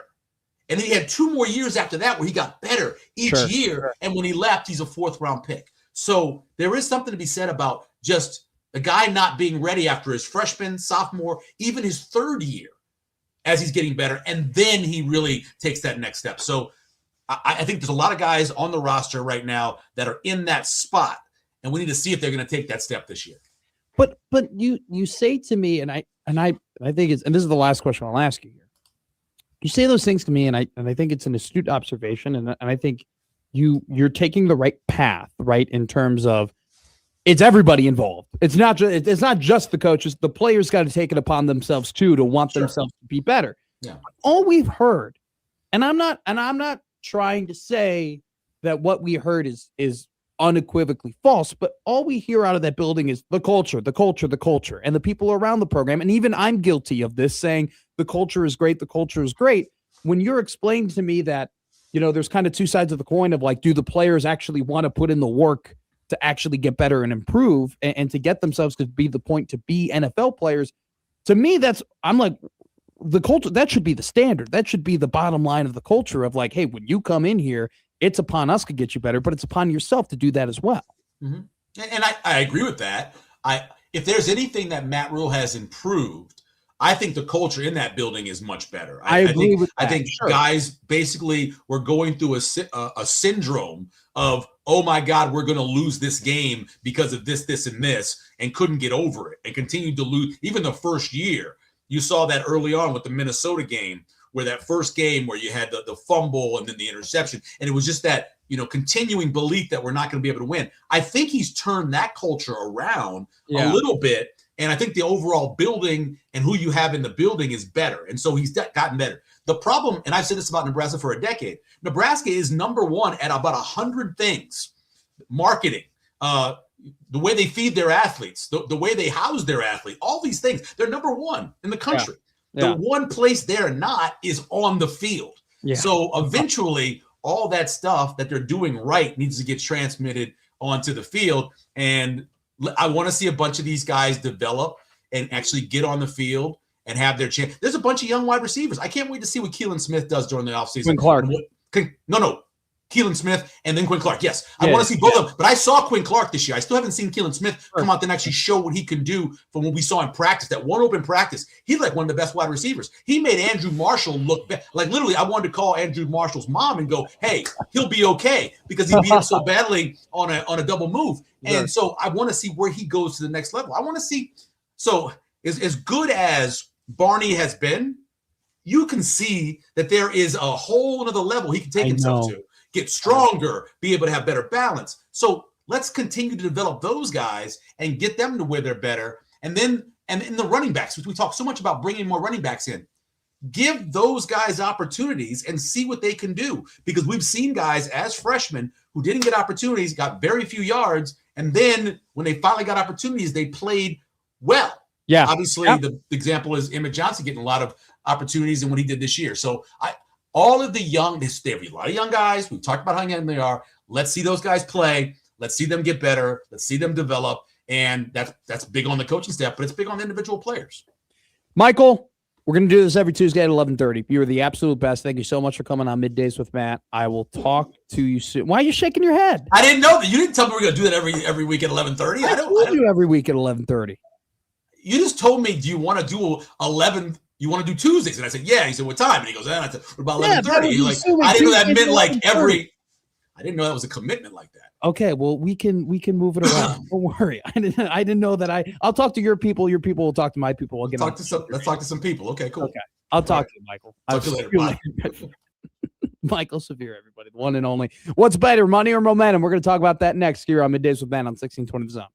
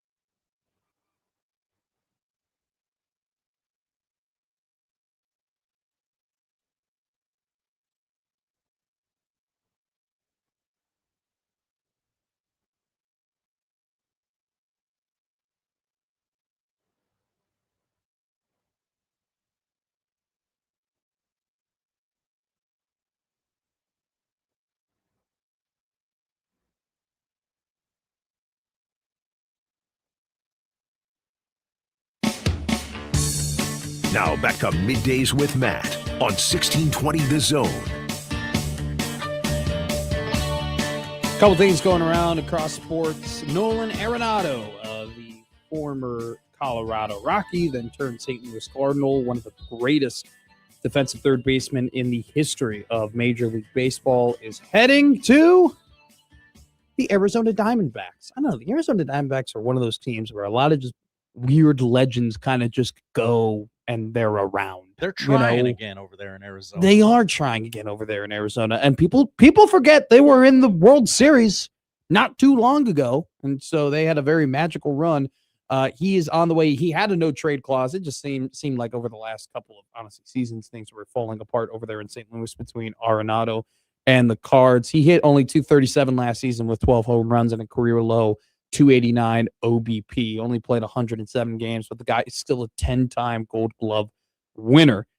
He signed a 9-year, $275 million contract with the Colorado Rockies back in 2019. That contract now is going to get paid out by 3 different teams. And I don't think the Diamondbacks are on the hook, honestly, for that much money. So Arenado to Arizona. Like I was mentioning before, people forget Adam Jones was on the Arizona Diamondbacks. Zach Greinke signed a long-term contract with the Arizona Diamondbacks. They're just kind of one of those, I don't want to say irrelevant teams. I think that would be very disrespectful, but they're not one of the premier franchises of all of Major League Baseball, but yet he is on the move over there. I think you might have heard it during the crossover, but the Kansas City Royals, they're going to actually move in the fences over at Kauffman Stadium. Very much a pitcher's ballpark, turns more into just a regular type ballpark. Right field and left field walls coming in 10 feet.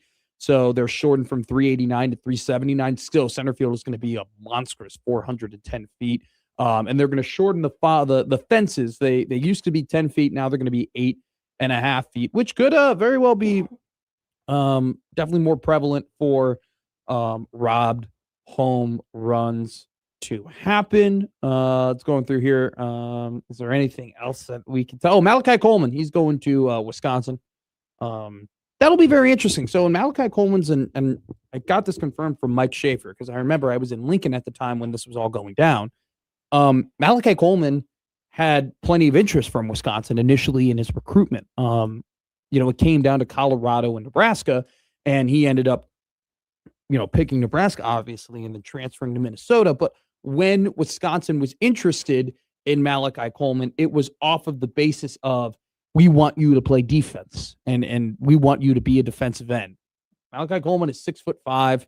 He's a strong, he's a built guy. He runs a 4.4. He has the athleticism and body type to be a first round caliber defensive player, but it was of his own decision to go ahead and play wide receiver. From my football eye, I always thought he would be a dynamite D end.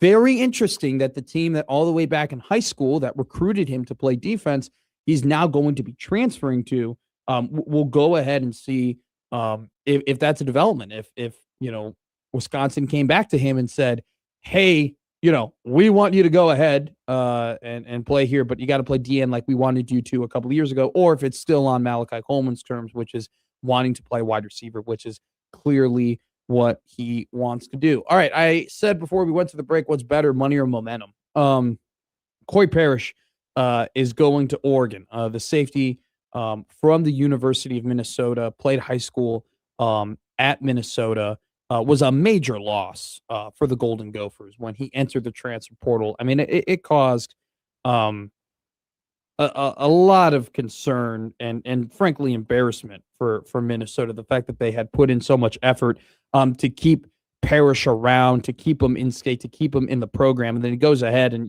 lives up to the billing. Right, 5 interceptions his freshman year. He becomes a freshman All-American. Made multiple Big Ten teams this season. His sophomore year had an interception, had 82 total tackles in his career. In 26 games played, he's got 128 tackles, 5.5 for loss, and 6 interceptions. On top of that, too, he is a really, really good return man, so can play multiple phases of the game. Massive pickup for Oregon. And I asked the question, what's better to have, money or momentum? Because I think that we've we've used the term NFL light a lot with college football. Oh, it's NFL light. No, it's NFL light. You know, it's basically the pros now. The guys are getting paid. We're posting on Twitter. They're re-signing contracts and player acquisitions. Hell, we had a trade last year between UCLA and Tennessee. I mean, UCLA sent Nico Iamaleava over for Joey Aguilar. I don't know. I mean, yes, there are definitely instances of college football being NFL light. I think this is an instance of college football being the MLB. There are rich teams and there are poor teams. There's 50 feet of crap, and then there's Minnesota. And I think we've also learned this about a lot of FCS players and a lot of lower, mainly FCS, but group of 5 players as well. I mean, I'm going to be very curious to see how many Sun Belt, all conference players end up playing Power 5 this year. How many all conference MAC players end up going to Power 5 teams this year? How many all conference Mountain West guys end up going to Power 5 teams this year? Spoiler alert, Nebraska got one of them. So it's one of those things where, I think this is an instance of not necessarily college football being, NFL light as much as it is Oregon or the LA Dodgers. Okay. And, you have players on these teams that don't necessarily have as much money. And if you go ahead and they play above their skis and they play above the level, you are going to get poached. Right. And so I think that there's the instance of, you got to play, you got to develop your players and you have to spend your money and you got to get your resources, but you also got to play Moneyball, right? And so it goes back to this question, what is better to have, money or momentum? Because let's be real here, the team that's probably played Moneyball the best out of anybody in the country is Indiana. Indiana went ahead and got James Madison players. Indiana went ahead and got a quarterback from Ohio. Indiana went ahead and got a quarterback from California. Fernando Mendoza was not at the same bidding level as Carson Beck was last year. He was not the same price as a lot of these as a Garrett Nussmeier or a Cade Klubnik or all a Lenore Sellers or a DJ Lagway. He was a guy that you had to know college football and watch college football to know how good of a player that he was. And still, there were other teams out there that were willing to give more money, right, to go ahead and get his services that passed him up, and Indiana was able to pay him. And so that their ability to evaluate, their ability to develop, and their ability to spend their money in the right way, what has that caused? Well, caused wins. Well, what does wins cause? Wins cause momentum. Indiana has all the momentum right now.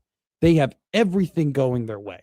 Everybody wants to be on the bandwagon. Everybody wants a piece of the pie. Everybody wants to be a part of the winner, which is why Indiana is garnering more and more money and more donations, which now not only are, in the past were they doing well in the transfer portal and getting a lot of guys and developing, they're 4th overall in transfer portal rankings this season, right? They have killed it in the transfer portal. They've gotten Josh Hoover, who was the belle of the ball at the quarterback position. They've gotten Nick Marsh, who was a dynamic wide receiver from Michigan State. They got Turbo Richard, who's going to be one hell of a running back coming from Boston College. And so, I kind of akin it a little bit to when you got like a thoroughbred horse and you want to buy shares in that thoroughbred horse because you want a taste of that winning. You want a taste of that success.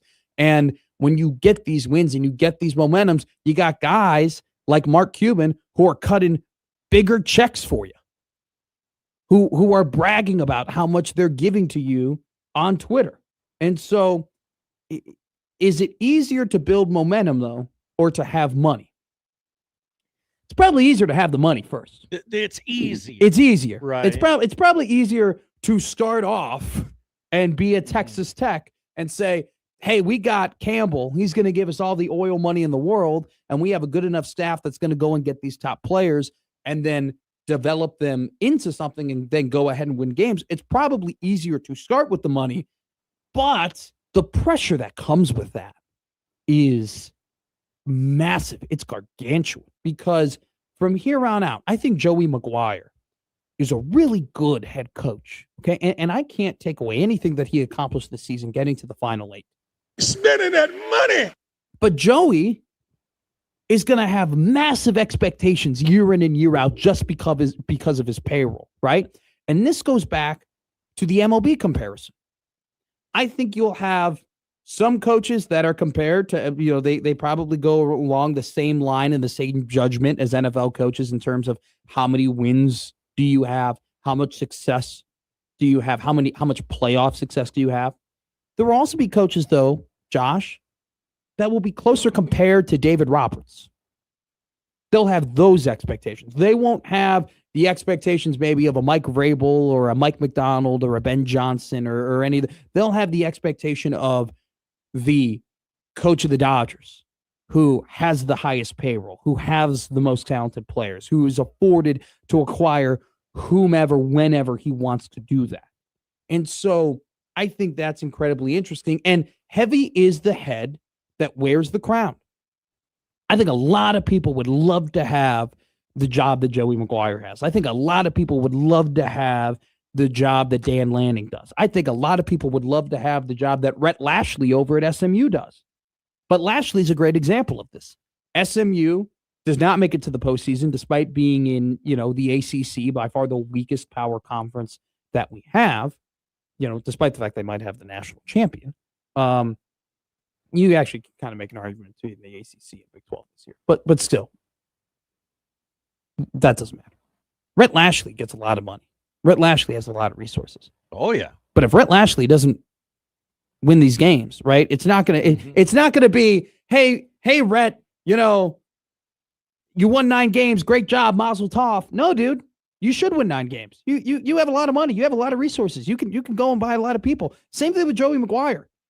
Joey McGuire is just sneaking into the playoffs year in and year out. Mm-hmm. He's just getting in at the 12th spot or now the 16th spot, or apparently you might even go all the way up to 24 in an article that I read recently. If he's just sneaking into the playoffs and only winning 1 playoff game or only making the top 12, whatever it might be, if he's not in the top 4 winning national championships with the money that he has and the resources he's being afforded, they're going to say, see ya.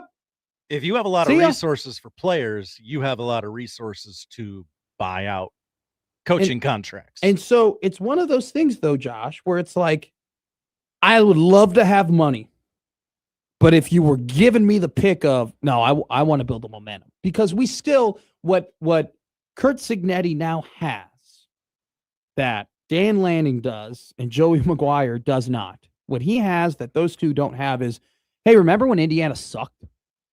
Remember when Indiana, nobody cared? Remember when nobody gave a rat's ass? Do you know how much this guy has done to build up this program? And it relays me back to Nebraska, because it's not so much about I want Nebraska to do what Indiana is doing. It's about the fact that I was kind of promised that Nebraska was going to do what Indiana is doing. And here's what I mean by that. The pitch of Matt Rule was, we're a developmental program. We're going to recruit players. We're going to bring players in. We're going to make them better. Look at all of the guys. Look at Hassan Reddick. Look at all these guys that I've made better in the past. Look at all the Terrence Knighton. Look at all these players that did not have high star ratings, and I was able to bring in and make winning teams. We are going to bring in players. We are going to develop players, and then it's just going to stack, on top of each other season after season. We are going to get this program back to where it needs to be. That was the idea of Matt Rule. That was the pitch of Matt Rule. That was the reason why he was hired. And so I don't look at Indiana and say, damn it, I want to be them. I'm not so mad about not being them as much as I'm mad about the fact of I thought I would be them. I thought I would get there before they did. This is what we were fighting. We were looking for the same thing. We were trying to accomplish the same thing. And we took the guy from a resume perspective, kind of had the better resume from, power. Coach Cignetti, he never did it at the Power 5 level. You weren't going to hire. You're not going to hire. Let's be real here. You are not going to hire a guy at the University of Nebraska who hasn't coached at the Power 5 level. That would be suicide. That would be I mean, it could end up working out. I'm not saying it couldn't end up working out, but we would freak out. Hell, we hired Mike Riley, who was coaching a Power 5 program at the time, and everybody goes, "Who? Who the hell is that guy?" I said who. Yeah, well, a lot of people said who, and so.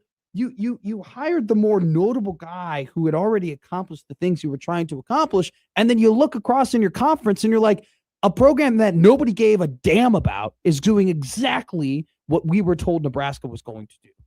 I don't have a problem with Nebraska going portal shopping each year and all that, but I just kind of wish they were better at it. Huh. And I know it's not their fault, but like, I just wish they had more hits. I had a great conversation with Michael about this, actually. He's good, Michael Silver. Like what is a hit? Like, I feel like that's relative, right? Because if you go ahead, let's take this Anthony Jones guy that they got for an example. Okay. Mm-hmm. You get Anthony Jones, he had 20 tackles last year at UCLA. He goes ahead and, he's kind of looked at as it could be a starter, could be a depth piece, not necessarily a superstar, right? But if Anthony Jones comes out next year and has 45 tackles, 7 of them are, 8 of them are for loss, and he's got 4 sacks at the end of the year, he's not really going to be like an all Big Ten guy. He's not going to be an All-American. But he doubled his production. And you got a guy that you were like, okay, he could be, could make an impact, could play X amount of snaps, and then he turned into a reliable player. We might look at that as he wasn't a superstar, but I would say that's a hit. Mm-hmm. Hell yeah. Great job. Now, here's the other side of the coin. O'Shawn Mathis was brought in from TCU, and, O'Shawn had a fine year, ended up getting drafted out of the NFL. But what you paid for O'Shawn, even though he produced for you, wasn't necessarily what you were looking for. Mm-hmm. And so even though that he was a good player, he ended up getting drafted. You don't really look at that and say, hey, that's a hit. Dane Key, had 450 yards and a couple touchdowns this year, and should have had way more if he had a more accurate quarterback throwing to him. But you're going to go, no, miss, because you expected more from Absolutely. him. So what's the hit and what's the miss? Like, if are we only calling hits all Big Ten players? Are we only calling hits all Americans? Are we only calling hits, NFL draft picks? Or are we going off of what was expected of them and did they outperform that, And so I think that when you kind of weigh that, maybe you get more skewed in towards of Nebraska has done a better job. But I think your point is this, Josh. And I think I agree with you on it. And a lot of people agree with you on it. Outside of Trey Palmer, who is the superstar stud that you got from the portal? Ooh. Who is the, wow. oh my God, why? How did they buy him? How did they lure him from there? How the hell did they find him? Who's that guy? Outside of Trey Palmer. If there's a name that I should name, it escapes me right now. It escapes me too. Okay. I didn't know if you were leading No, to a guy. because Jamal Banks can pan out. Yeah. Because Isaiah Nair didn't do that. Okay. Dante Dowdell was fine. He didn't do that. He's on his third team now since he's been, or on his second team now since he's been at Nebraska. He's going to Georgia. Where's that guy been? Because I look across the country and I see that David Bailey over at Texas Tech, what a stud. Came from Stanford all the way over there. Stanford. He did that. Fernando Mendoza. He's the superstar. He's the scud. He's the Heisman Trophy winner. Cal. I mean, Dante Moore over at Oregon. I mean, look at all the quarterbacks that have been successful. Mm-hmm. Look at Miami's roster. 6 of Miami's top 8 tacklers are from the portal. Look at Indiana's offensive line. They got a guy from Notre Dame, they got a guy from Wisconsin, and they got all the, I mean, they're all over the place. And so you haven't had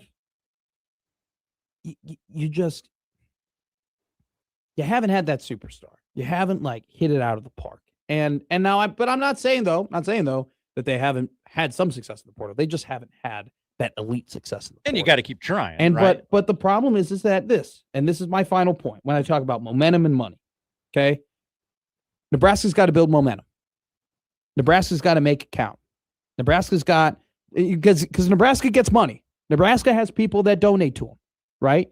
But Nebraska has to build the program into a thoroughbred horse that people want to be a part of. Nebraska needs to become a program where people look at it and say, they win, I want to feel a part of that success. And that's how you talk about, how do we get more money? How do you build more donors? How do you get more resources? You make more people feel better about their donation. You make more people feel better about their investment. Do you think anybody who's really invested in Nebraska football to bring in these players from the portal and whatnot over the last 3 years of the Matt Rule program have really felt all that good about being 19-19, 1-1 in the postseason, and having one of the easiest schedules to make the college football playoff and falling flat on your face and getting your ass whooped in the last 3 games? No. This is why the season is so important. And this is why Indiana stings. Because you're like, they did it. They built the momentum. They got it rolling. They got the fan base involved. They got the more donors. They got people who want to be a part of that winning. They want people who want to be a part of that investment. What's holding Nebraska back from doing that? And what's holding Nebraska back from doing that is the fact that Curt Cignetti is a better coach than Matt Rule. And he's got a better staff than Matt Rule does. And his offensive line coach, God, his name is escaping me. They wrote a great article on him today. Bob Bostad. He was the only assistant that Curt Cignetti retained from the old staff to the new staff. He's quickly becoming one of the best offensive line coaches and one of the most known offensive line coaches in the country. Don't have a whole lot of that right now at Nebraska. Got Addison Williams. He's pretty damn good. But outside of that, you're kind of fishing in the dark. So, all righty, coming up next, we're going to talk plenty of portal stuff, plenty of roster management stuff. We're going to get some intel on potential coaching changes and whatnot. It's the first Tim Verghese Tuesday of Middays with Matt, the stud from On3/Rivals, Tim Bits. His Tim Bits. He'll give us a couple of his Tim Bits. An incredible and well-known graduate from the College of Journalism.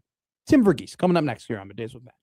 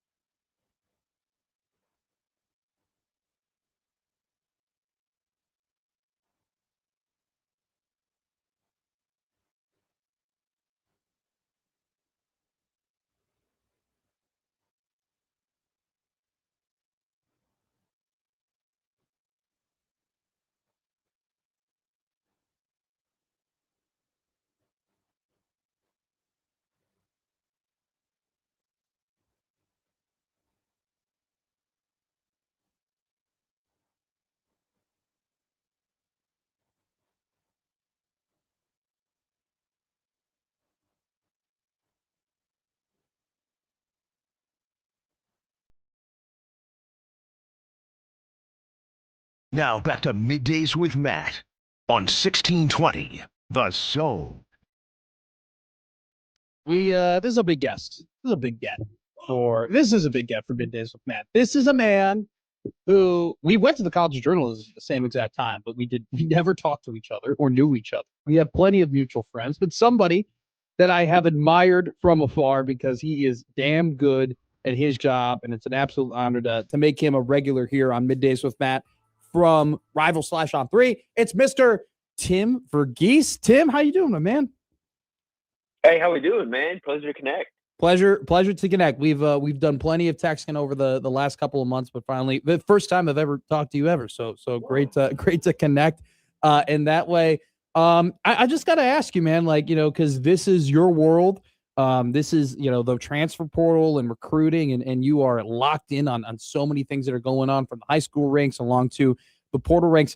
How are you? Just how is your busy season? How are you holding up? Are you kind of ready? Are you counting down some of these weeks until your vacation? Yeah, a little bit. It's been nice. I mean, we're in a bit of a dead period right now. Yesterday was like the first day where I was like, there's nothing, like, it's pretty quiet right now. It's not, it's that was pretty nice. Today's been relatively slower. I mean, we had the commitment this morning, but it was something we were prepared for. But just kind of preparing now for this backstretch of the portal. And yeah, we'll have to just get through this rest of January because we've got busy weekends the rest of the month. But we're getting to a February dead period where I'm expecting nothing to happen, and I'm really looking forward to that. Yeah, have we picked out? Are we going to Cancun? Are we going to Vegas? Is there anywhere in particular we're traveling to? Ooh, I don't know about traveling. Okay, you need a vacation, Tim. You deserve it. See, I do, but have to talk to my boss about that. Yeah, have to get me some vacation money. Well, absolutely. Well, look, you mentioned it, right? Nebraska adds interior offensive lineman Paul Mubenga. He started in 11 games for LSU over the last 2 seasons. He's appeared in 20 overall. On 3, he's ranked as a 3-star transfer portal acquisition. Can you tell us what you know about Paul Mubenga and kind of where he's going to fit in the offensive line here for the Nebraska Cornhuskers? Yeah, so this is kind of the final piece in terms of what they were looking for in terms of what you want the starting offensive line to look like in 26. You're a guy with starting experience at left guard, somewhat still putting it together. I mean, you saw his tape at LSU this last year and even the year before. He's played 20 games, started 11, but you see some inconsistencies on tape. You see in particular with him, he's exceptionally long and athletic in the lower body, but I think that hand strength still improving and just the overall body strength, something that's still improving. But you like the overall the clay you have and what again in terms of improving mass here, you like that move, and he's going to be working opposite a guy in Elijah Pritchett, I think, who really came on strong at the end of the year, and I think is going to help him out. And he was also working between Justin Evans, who's a really strong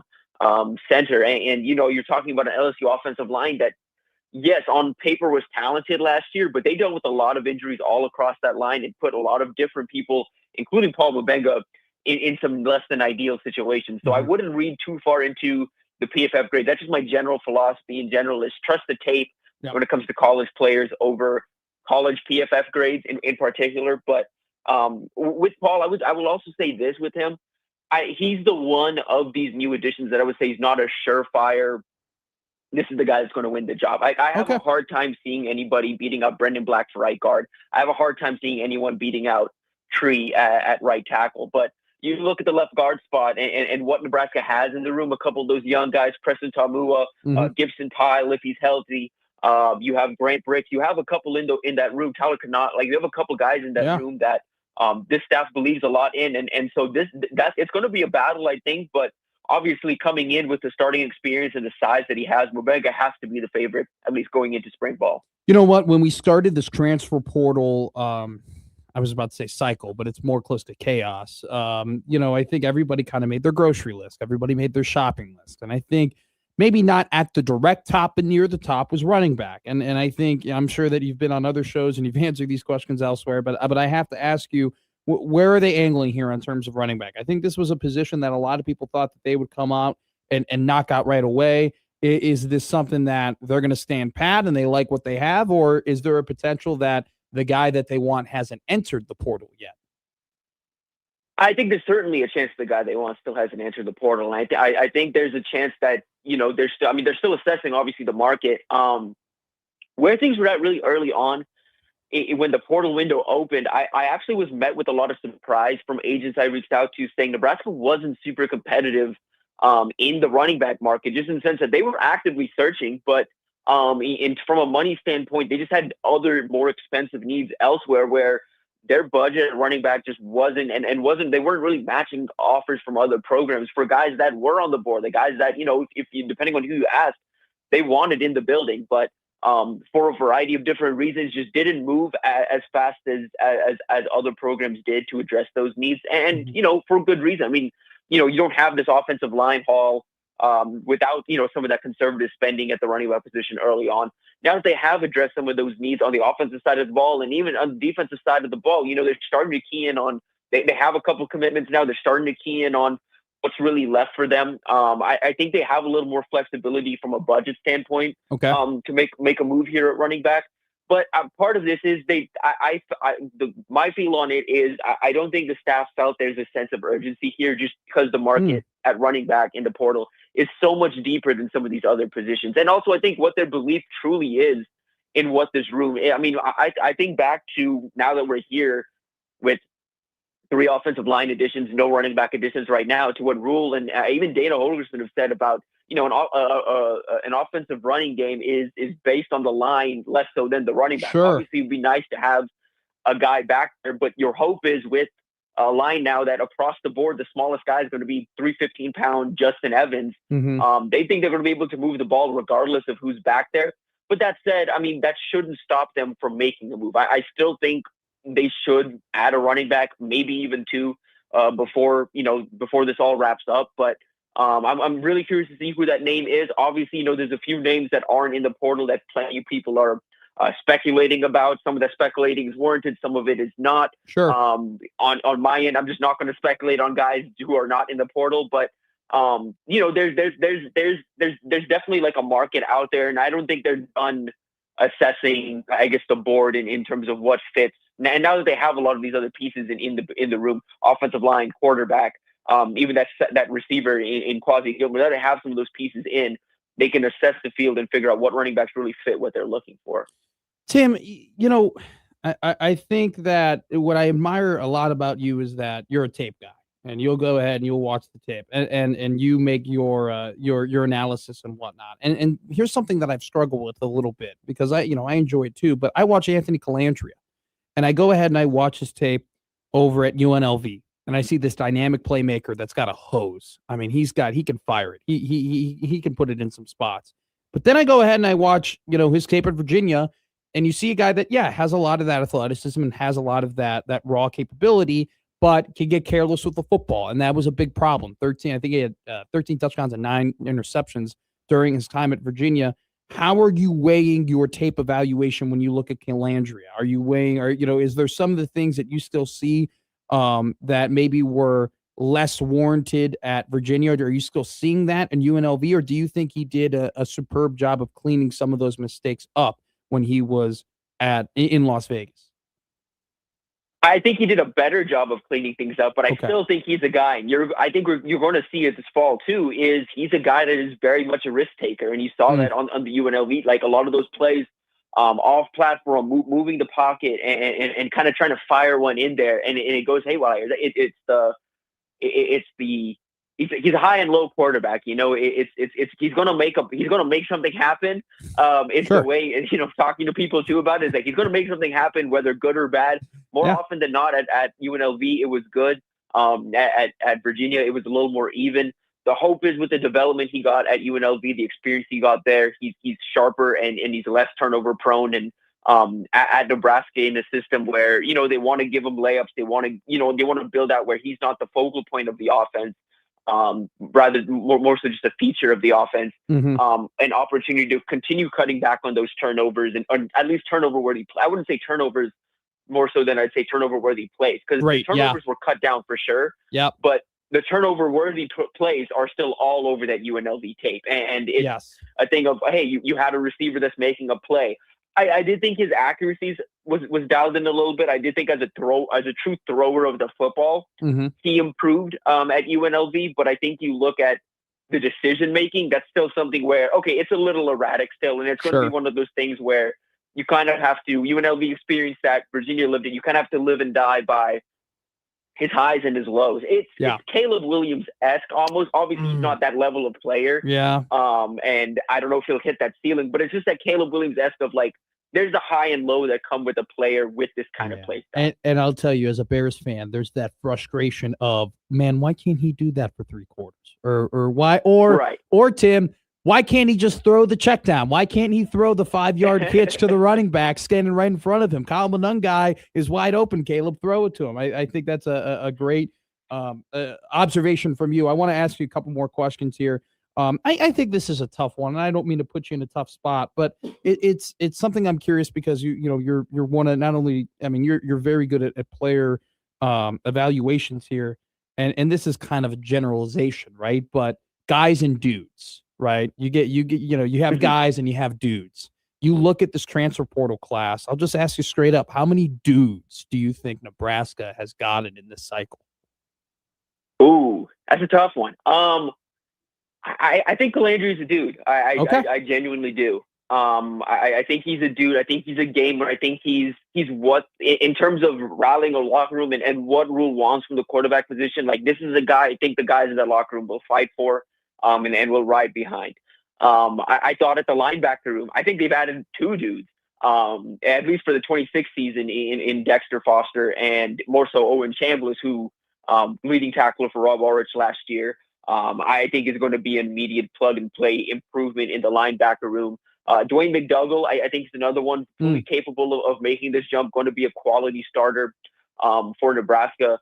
Brendan Black, I think certified dude. Tree's one of those where the tape is a lot more. I think it's a lot better. I mean, the lows aren't as low, I would say, as there was the lows on Pritchett's tape, maybe. Okay. Coming from Bama, but when you dive into it, there is some inconsistency there, of course, but like, he has dude potential in the sense that it won't take very long, in my opinion, if you can clean up some things with him. He has the power and just like the true like mauling ability where, like, oh yeah, if Nebraska has that guy, has Elijah Pritchett on one side and that guy on the other side, and you're just pulling these guys and getting these guys in space, no one's going to want to line up like straight up with those. You know what I mean? Sure. So I think he has dude potential. He's not a dude just yet. I think Quasi Gilmer's a dude. Me and Steve, I've been raving about Quasi Gilmer. Like for like going into last year's Nebraska UCLA game, me and Steve were like, oh, this guy, like, we're going to keep an eye on this guy. We really like this guy. And then he had the day he did. And then he did it again this year against Nebraska. And he's a very productive pass catcher. And I think fits a lot of what Nebraska wants, and an excellent, just opposite outside receiver to pair with Isaiah Hunter. You feel good about that room. Besides that, I mean, looking across it, I mean, in the DB room, I think all these guys are rotational. Both Victor Evans, Jason Sykes are rotational guys. I wouldn't call them dudes necessarily. I think Jasir Whittington, genuinely, and I would say Andy Berberia as well. Berberia most so in terms of the impact in 26. Berberia, I think, is going to be is a really nice steal, really nice value for Nebraska where they got him. Whittington, maybe not in 26. I think he's going to be more of a rotational guy this year, but I think the long-term output there, like, Pitt was really disappointed to see him go. And it's, everyone thinks, if you talk about Pitt with undersized tackles, you think about Aaron Donald, Kalijah Casey, incredibly lofty comparisons. There's some can't-see to his game, though. Like, there's a lot there. And Pitt saw that, too. Pitt felt that as well. Like, Charlie Partridge felt that. So, maybe again, he has 3 years of eligibility. Maybe he's not that type of player in 26, but down the line, I think he's got that potential. Well, it's funny. I think a lot of people cringed a little bit at 6 foot 270, but then I immediately go, well, he played power 4, man. Like it didn't matter when he was playing in the ACC, and it didn't matter enough for them not to play him at Pitt. And on top of that, I love what you said about Berberia. Watching his tape, He's fast, he's nasty, he's smart. He's a smart D lineman. I mean, he can disengage and he can get himself in the run game and be great on support. And I think he'll line up really good on that. Are we expecting him probably on the one technique, right? On the 4-2-5? Yeah, one or three. I would say, I mean, I'm glad you mentioned that. For a guy that's 6'2", 295, you don't think about length with him, but he's a guy that he doesn't really struggle to get off blocks. He disengages pretty quick and does a really good job wrapping up. He does. You know what? His tape showed that. I mean, he could he could tackle. He's a tackler. And frankly, you've watched this Nebraska football team. They need more of those dudes. They need more of those guys who can wrap up. And hopefully Donovan Jones can take some of these guys in the secondary to tackling class, because it seemed like at times he was the only one who could do it. Tim, I look so forward to having these combos with you, my man. Thank you so much for giving us all your intel, all your knowledge, and everything like that. Look forward to you no longer being in chaos season and you getting a little bit of a break as well. Yes, sir. Yes, sir. It's been a pleasure. We'll connect next week. Yep. See you, Tim. Tim Verghese, Rival/On3, one of the best in the business. I forgot to ask him about something. We will talk about that something coming up next. And then the odd news at 1 o'clock. Swiftly to follow. We still got a lot of things that we have to hit. I think Josh Otson was looking at me with a crazed face when I showed him my rundown this morning. We have a full show. We are locked, loaded, and ready to go. And don't forget, 402-951-1620 is the number if you want to join in on the conversation. We have a couple of emails at the Equitable Bank inbox that we will go ahead and read. I will go ahead and look on Twitter. I think one person might tweet us, so we'll read that as well. Middays with Matt. Keeping it rolling here on 1620 The Zone. Middays with Matt on 1620 The Zone.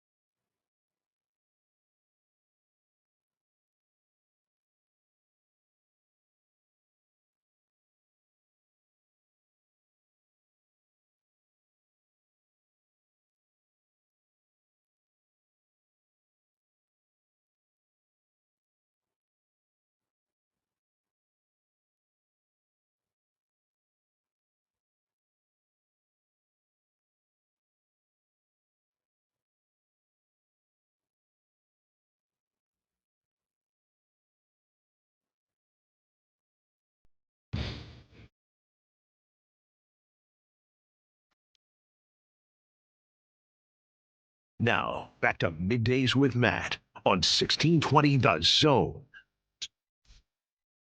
Moves are happening in the NFL right now. What? Not those types of moves. Moves! Like you're at a nice wedding and the dance floor is opened up. When was the last time you went to a wedding, Josh Hodson? Went to a wedding. It was during this football season. Oh, okay. Have fun at the one in April. I can't wait to hear all about it. You're not going? No. Are you big timing us? We won't have to put it out there. Oh, you weren't invited. Okay.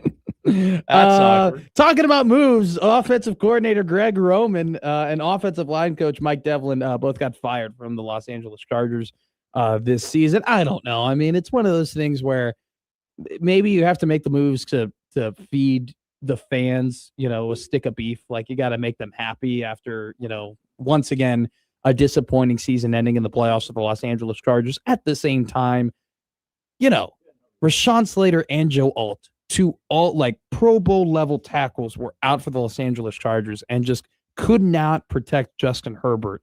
And so that definitely, I mean, if those two guys are still on that team, the Chargers have a way more successful season, and these guys still probably have their jobs. At the same time, though, when you win 11 games and you're one and done in the playoffs, a lot to do with your offense. Somebody's got to be blamed for it. And so Greg Roman ends up being the guy along with Mike Devlin. The Baltimore Ravens have completed an interview with Brian Flores. That will be very interesting. Brian Flores, talk about a guy. Can he get a head coaching job? Okay, so there you go. Like, is that lawsuit still going on? Yeah. Like, that was a bombshell when it happened. And then when he was still the defensive coordinator for the Minnesota Vikings, I'm like, okay, I guess they're allowing him to coach, because they're not allowing Gruden to coach.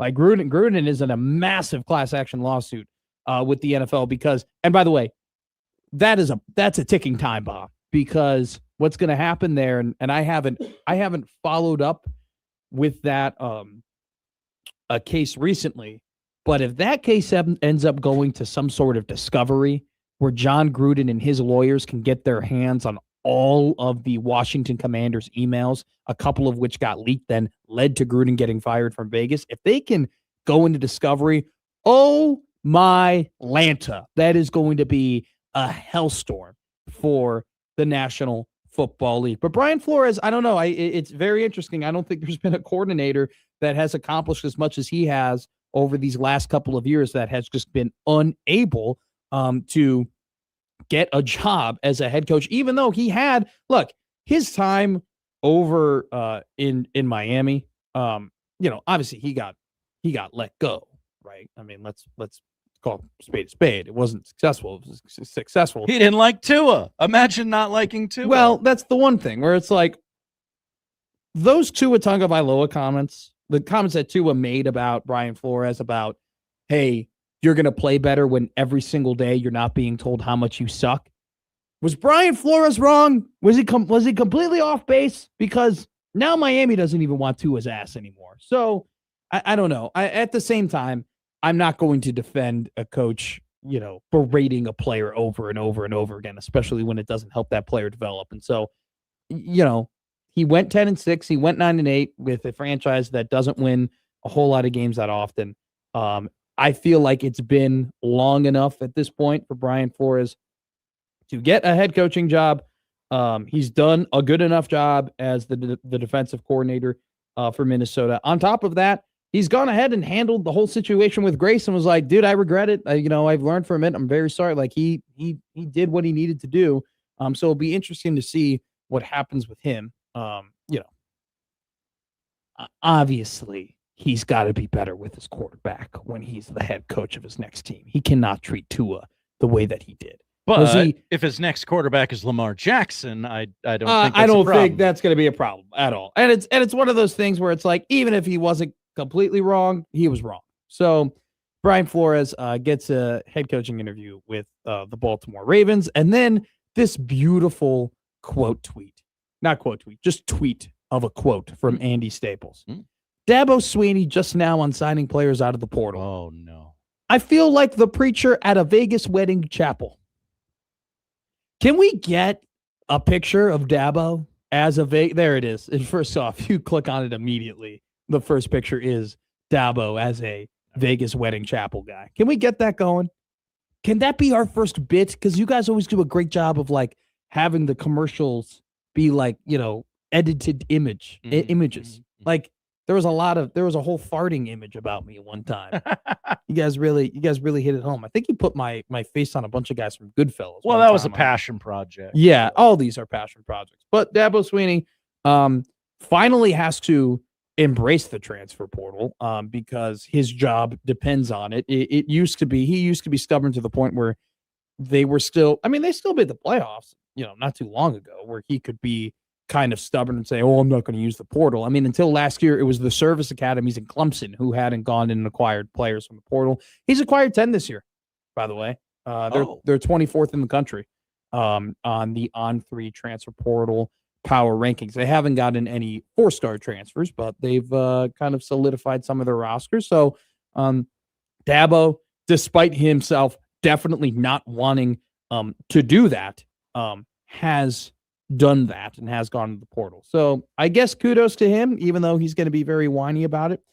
Here's some Husker news that for Husker wrestling fans, and I know there are plenty that listen to the station and would wish that we would talk about it more, and we will try and do a better job. Joe, this is for you. I lost it. I can't. This computer is so finicky. All right, here we go. Nebraska, this is from an article from On3/Rivals from Nick Costco.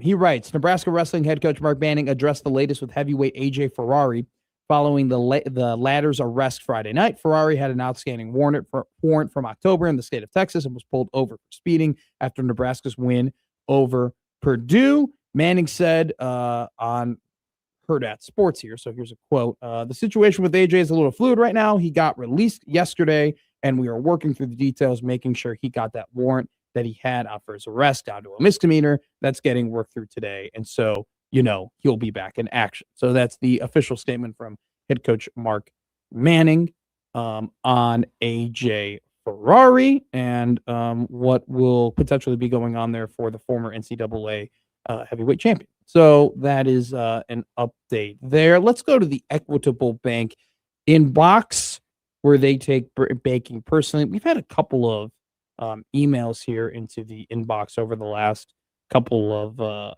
minutes here. Let's go to John. John writes in, all the guys you're talking about that have a huge amount of resources are also great coaches. Do you think Rule could do what Oregon, Texas Tech, or SMU are doing with their resources? ? There is no way he could.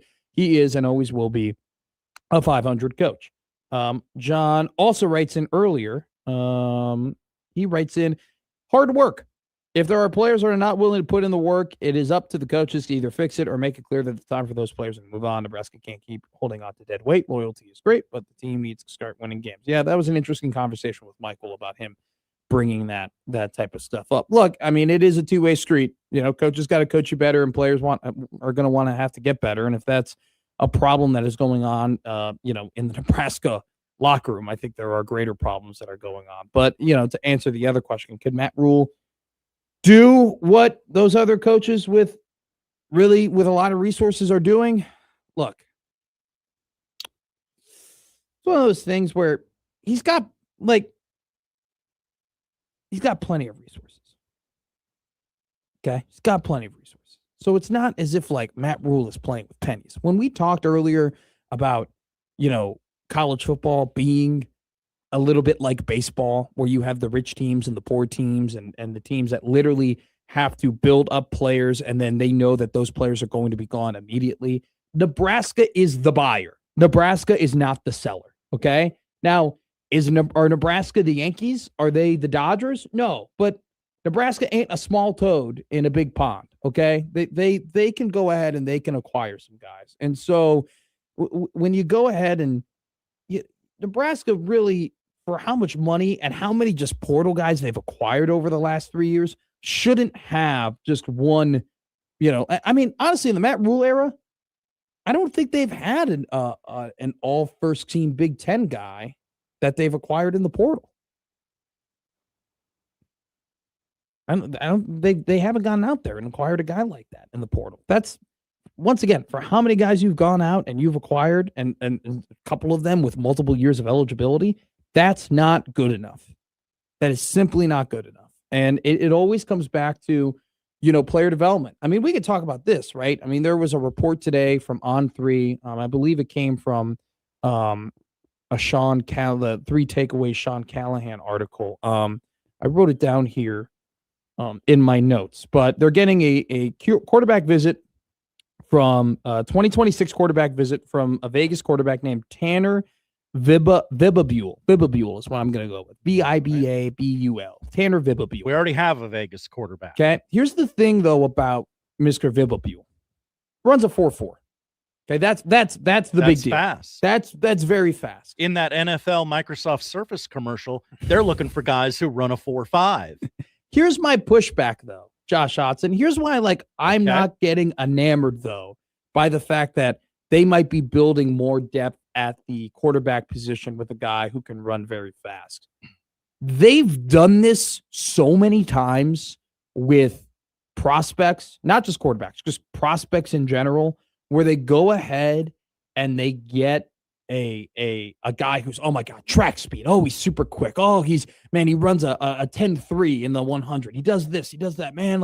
He is so fast. We're going to go ahead and we're going to teach him how to play football. They've done that plenty of times. Bryce Turner, Jaden Doss, Jaden Lloyd, Kenneth Williams, Malachi Coleman, Ishmael Smith-Flores.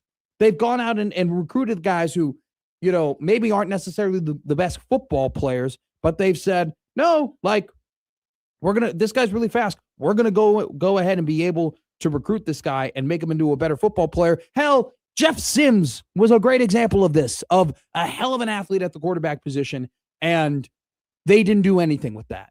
And so when you tell me, hey, when you told me in year one, we're going to get all these fast track dudes and we're going to run all over the field and we're going to be the fastest team in the Big Ten and we're going to develop these guys into football players and it's going to be great. I was all revved up for it. I go, hell yeah. You did that at Baylor. It worked. Do it here. Let's do it. Let's ride. None of those guys have made an impact.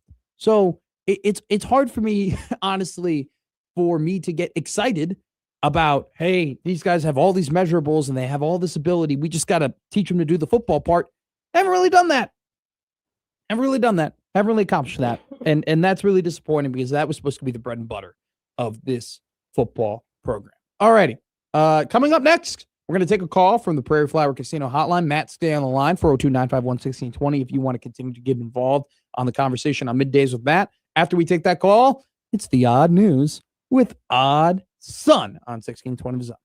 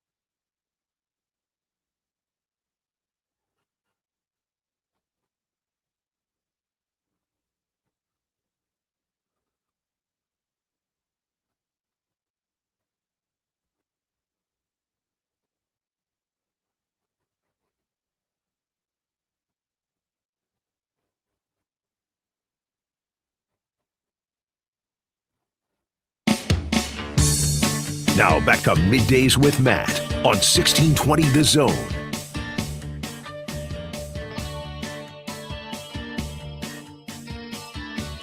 Middays with Matt here on 1620 The Zone. We've hit a lot today.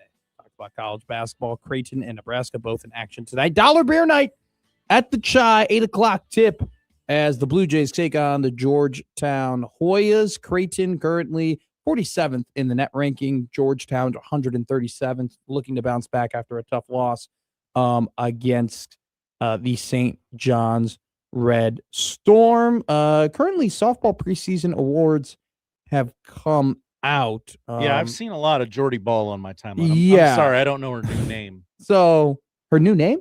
She got married, right? Oh, did she? And she's like, don't call me Jordy Ball anymore. It's like Jordy Ball. Oh, something else? Hyphenated. Oh, Jordy Fromm. Yeah, that was it. Jordy Fromm. Sorry, I don't know. I'm learning. Jordy Fromm. Jordy Fromm. There we go. I think this was like okay, so here it was. Rhonda Revell's, this is from Abby Barmore and Husker Online. Rhonda Revell's Huskers check in at number 11 in the Softball American preseason top 25. They're the third highest ranked team in the Big Ten behind Oregon and UCLA. So amongst the original Big Ten teams, they're the highest. So kudos to them. Jordy Fromm. Original. Jordy Fromm was ranked. That's a good point. That's a good point. Not dating back to 2011. That's right. They are ranked amongst the original 2011 group of Big Ten. It's teams. just like you can pick on Schaefer because you're not the new guy anymore. I am. Nebraska can pick on the West Coast schools because they're not the new guy anymore. Absolutely correct. And I can't pick on Schaefer. Now, granted, I think Schaefer definitely has a lot of just more years of being in and around the station in the building. That doesn't matter. But as full-time employees, Mike Schaefer no longer unemployed, very much employed, working on the morning show, which we're incredibly happy to have him around here. So Jordy Fromm, that's going to be really tough getting used to. But congratulations to her and her family, clearly. She was ranked the number 2 player in the country behind Najari Kennedy of Texas Tech. If we remember that, she was the pitcher that was absolutely carving everybody up in the College World Series. Carlin Pickens, who's Tennessee's pitcher who carved up Nebraska, she was ranked 3rd. Nebraska's shortstop Ava Kuzak was ranked number 43, and Hannah Kamazin was 90th. So congratulations to those Huskers. Will go to the phone lines. Matt on the Prairie Flower Casino hotline's been waiting. He wants to talk about some running backs. What you got for me, Matt? Matt. Not there.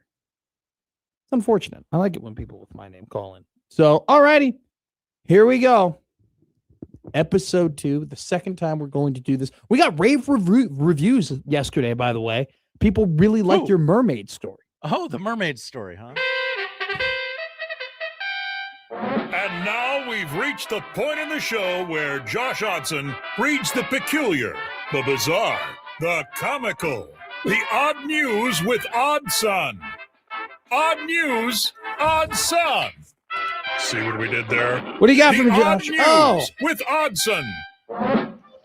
Well, yesterday I told you about the monkeys loose in St. Louis, Missouri. You did. Probably why Nolan Arenado was like, get me the hell out of town. But authorities have said the multiple monkeys in the loose, they've been joined by a wayward goat. Jeez. What is happening in St. Louis? A lot of bad things happen in St. Louis. I don't know if you know. All right, St. Louis is for sure the armpit of the Midwest. Place sucks. Sorry for anyone who loves St. Louis. Call it the ass crack. Of the Midwest, there you go. That's probably more accurate. Whatever you want. The attempts to find the animals are being hampered by AI, believe it or not. Jeez. St. Louis Department of Health confirmed a black and white goat has been wandering loose in the city where 4 monkeys were spotted over the weekend.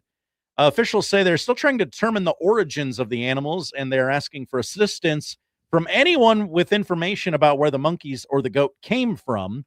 A spokesperson from the health department said the search has been further complicated by photos on social media that turned out to be AI images or slop. Wow. As people. Yeah, AI slop does suck. There's been a lot of like weird polar bear videos about AI polar bear videos on Twitter of like people saving polar bears and whatnot. And I think it's incredibly uneducational because polar bears are like the one animal in the animal kingdom Mess you up. that will not mess you up. We are food to polar bears. Okay. We are we are a form of nutrition. Okay. They want to eat you. If you see a polar bear, you're screwed. They will come and they will find you. They will get you. So there's a lot of AI slop going around. That's a lot of fake stuff. Continue. We have another one? Yeah, we got 3. We go to Washington for story number 2. $40,000 worth of Pokemon cards. Oh no. Were stolen from a gaming store during a break-in on Thursday. Store owner Michael Duran reported that the thief used an axe to smash the window and take off with the trading cards. Security camera footage caught the suspect stealing the items, including a single card valued at over $4,000. Whoa! Indicating this was a targeted crime. The store has been broken into 4 times. They've been robbed at gunpoint once. Oh my God. Multiple snatch and grabs. Dude, you just need to get a security guard. I was about to say ADT, Yeah, a guy with a chair. Pretty reliable. Yeah. Yeah, Pokemon is one of those things, and the trading card market has turned into this. Like, I collected cards growing up for fun. They were enjoyable. Like, I had like Dwight Howard cards and Steph Curry cards and Al Jefferson cards and Kirk Heinrich, shout out. I have like a second-year LeBron James card. Like, it was cool, and it was just like you would collect them to put them in a binder and then brag and show off to your brother or your cousin, and then like you would trade, right? We would trade. The trades were big. You had I remember part of the deal. I remember I traded a Blake Griffin rookie card, for a Paul Pierce jersey card. Like that was a big deal, right? So like that was fun. Now it's turned into like people are making a damn living off of these things. Yeah. It's like it's crazy ridiculous how just that thing is the fun thing that we used to enjoy as kids that was just very elementary has now turned into like people's lives. And now we have crimes committed over Pokemon cards that were just a kid's game growing up, which by the way, the market for Pokemon cards is ridiculous. I mean, like you're better off. It's wild. Like 10 years ago, like there are some instances you were better off investing in Pokemon cards than a lot of actual like stocks and whatnot. Like it's absolutely wild how the value of these things have skyrocketed. So it's always fun when a fun little kid thing becomes way too serious. It's always the best. My 6-year-old likes Pokemon cards. Sure. And he wanted some for Christmas. So they're expensive. I told some people in his life, like, hey, if you get him some Pokemon cards, he'll be over the moon. And they're like, okay, what kind do I need to get? What? And I'm like, no. Don't ask me what kind. Find one on the ground. Yeah. That's all he wants. Yeah. He doesn't want the holographic chart. What if he's able to accomplish, generational wealth because he pulls out one of these cards? I mean, that would be great. What if he retires you? What if his passion? What if you got to get your son into Fortnite? You do. He's very aware of Fortnite from the YouTube. I don't let him play the Fortnite. You should let him play the Fortnite. Is it okay for the kids to play the Fortnite? My mom let me play Black Ops 2 growing up. Okay. Well, I don't want him playing that. Was it appropriate? No. Did I learn a lot of things I shouldn't have learned at that age? Absolutely not. Did it form me into the man who I am? You bet your ass it did. I don't want 6 teenagers from Brooklyn like shouting at my kid, or why from Brooklyn? An old man from Denver like grooming him. Poll question: are you afraid of 6 kids from Brooklyn? Okay, we can do that. Well, let's get to the third one, and then we got some breaking news. We'll hit a break, and then we'll get. Okay. Yeah. Then where is this at? Florida, of course. Should have known. Before stealing a used Stanley Cup from a female coworker, an accused thief remarked that the insulated tumbler, quote, would be great to hold my breast milk, investigators allege. Cops yesterday arrested Ariana Moss, 29 years young, on misdemeanor charges in connection with a December 29th theft at a recreation complex in Largo, Florida. According to an arrest report, Moss was observed on video surveillance looking at the cup numerous times before taking the 40-ounce light blue Stanley tumbler and concealing it in her lunchbox before leaving the Highland Recreation Center. Moss, cops say, saw the 22-year-old victim frequently drinking that day from the $60 Oh, cup. no. At one point, a witness employee told police Moss had pointed to the cup sitting on an office cabinet and remarked, "That cup would be great to hold my breast milk." I get it. She's being a creeper, and you want to nip that in the bud. She stole a Stanley tumbler and got arrested. I know. There are some crazy people out there. That was probably one of the best pieces of advice that Michael Severe's ever given me. Matt, people are crazy. People are crazy. Crazy people indeed. That's why we do the odd news, so we can make fun of those crazy people. That's right. Okay? Do you know who's not crazy? Mike Tomlin. He just stepped down after 19 seasons with the Pittsburgh Steelers. We're going to go into a break, and then we're going to talk about it. Okay. Because this is some really big news, and this is an era-changing, era-defining head coach that you got to think is now going to end up somewhere else in the NFL. And I think this might potentially change some decisions that maybe other teams who weren't looking to get rid of their head coach might now think, all right, we probably should get rid of the head coach. On top of that, we'll actually point out some places that Mike Tomlin might go. And we'll talk about another head coach who really should get another job if John Harbaugh and Mike Tomlin are going to get other jobs this easily. We'll let you know who that is coming up next year on Middays with Matt.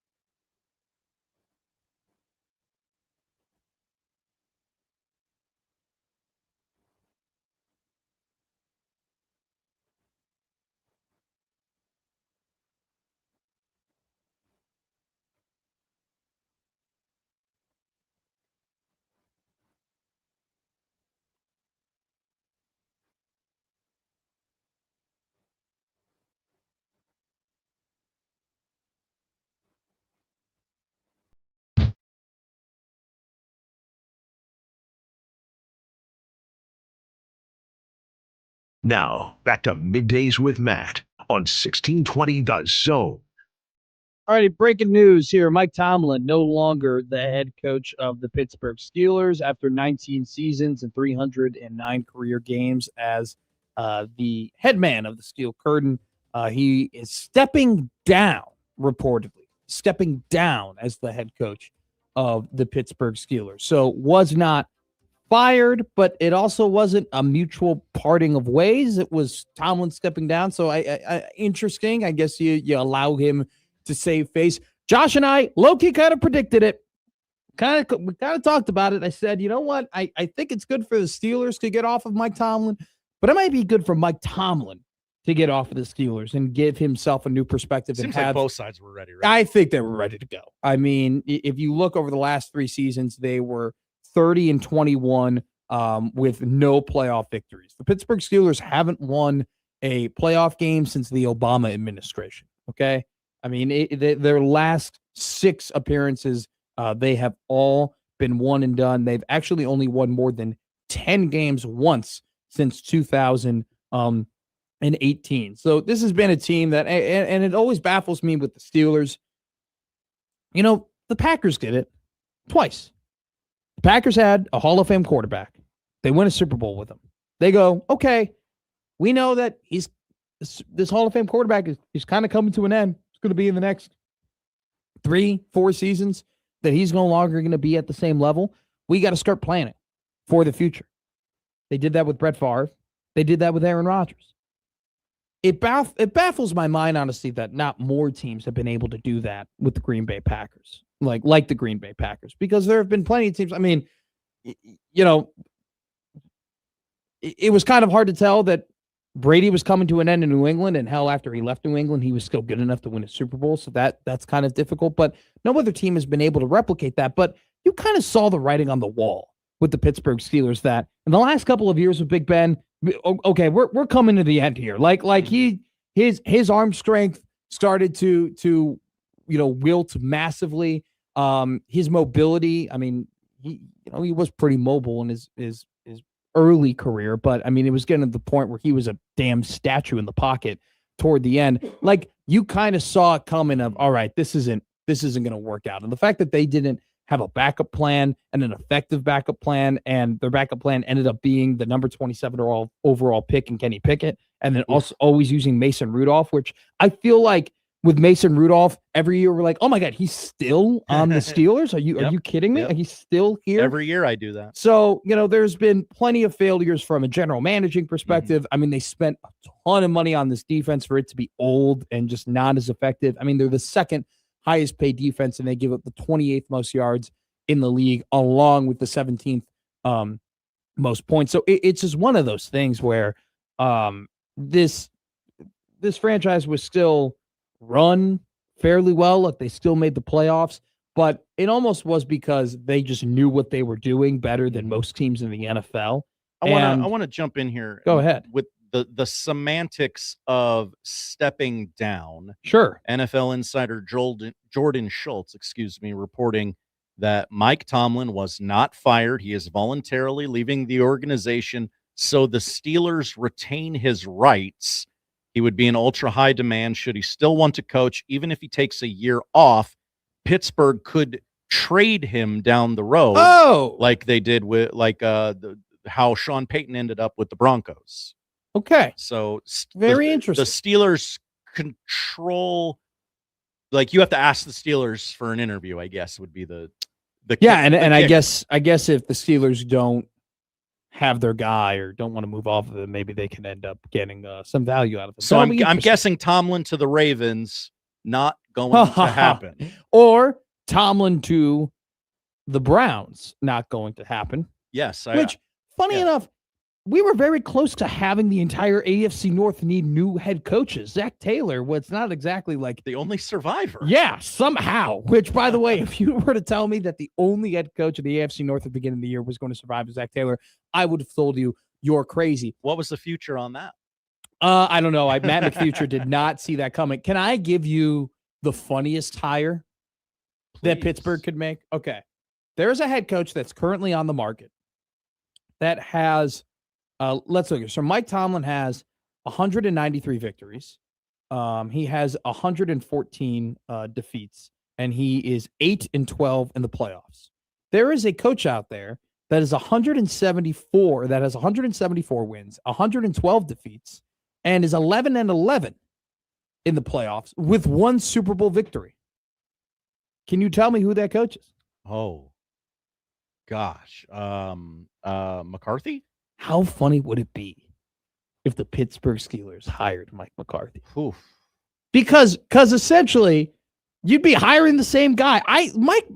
Mike McCarthy is a lot like Mike Tomlin and a lot like John Harbaugh. Why do I have a higher opinion of Harbaugh and Tomlin than McCarthy? Dude, okay, so look at Tomlin, look at Harbaugh's record.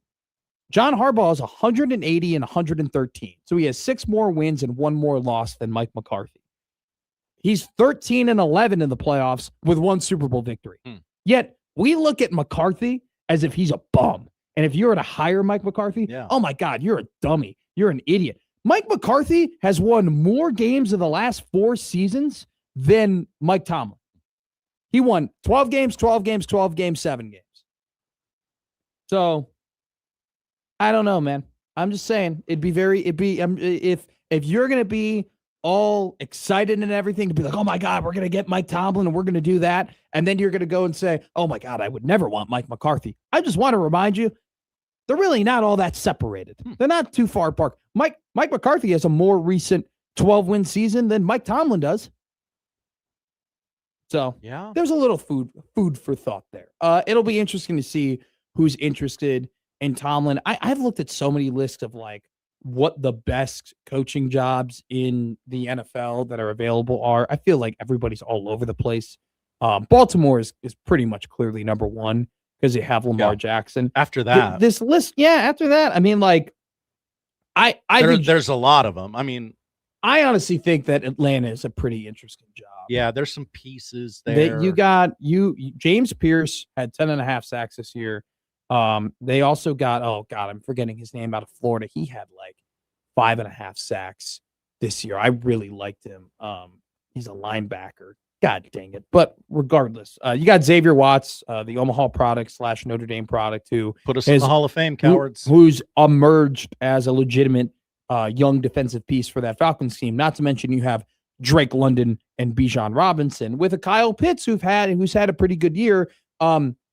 Look, yeah, that's probably number 2. TBD on Michael Penix Jr. At the same time, you always can just go and identify a quarterback and go and draft him and hope that you got the guy. We cannot forget that one of the best performing quarterbacks in the last couple of weeks in the NFL, Mr. Brock Purdy, was drafted in the 7th round. So there's still some value over there in the quarterback position.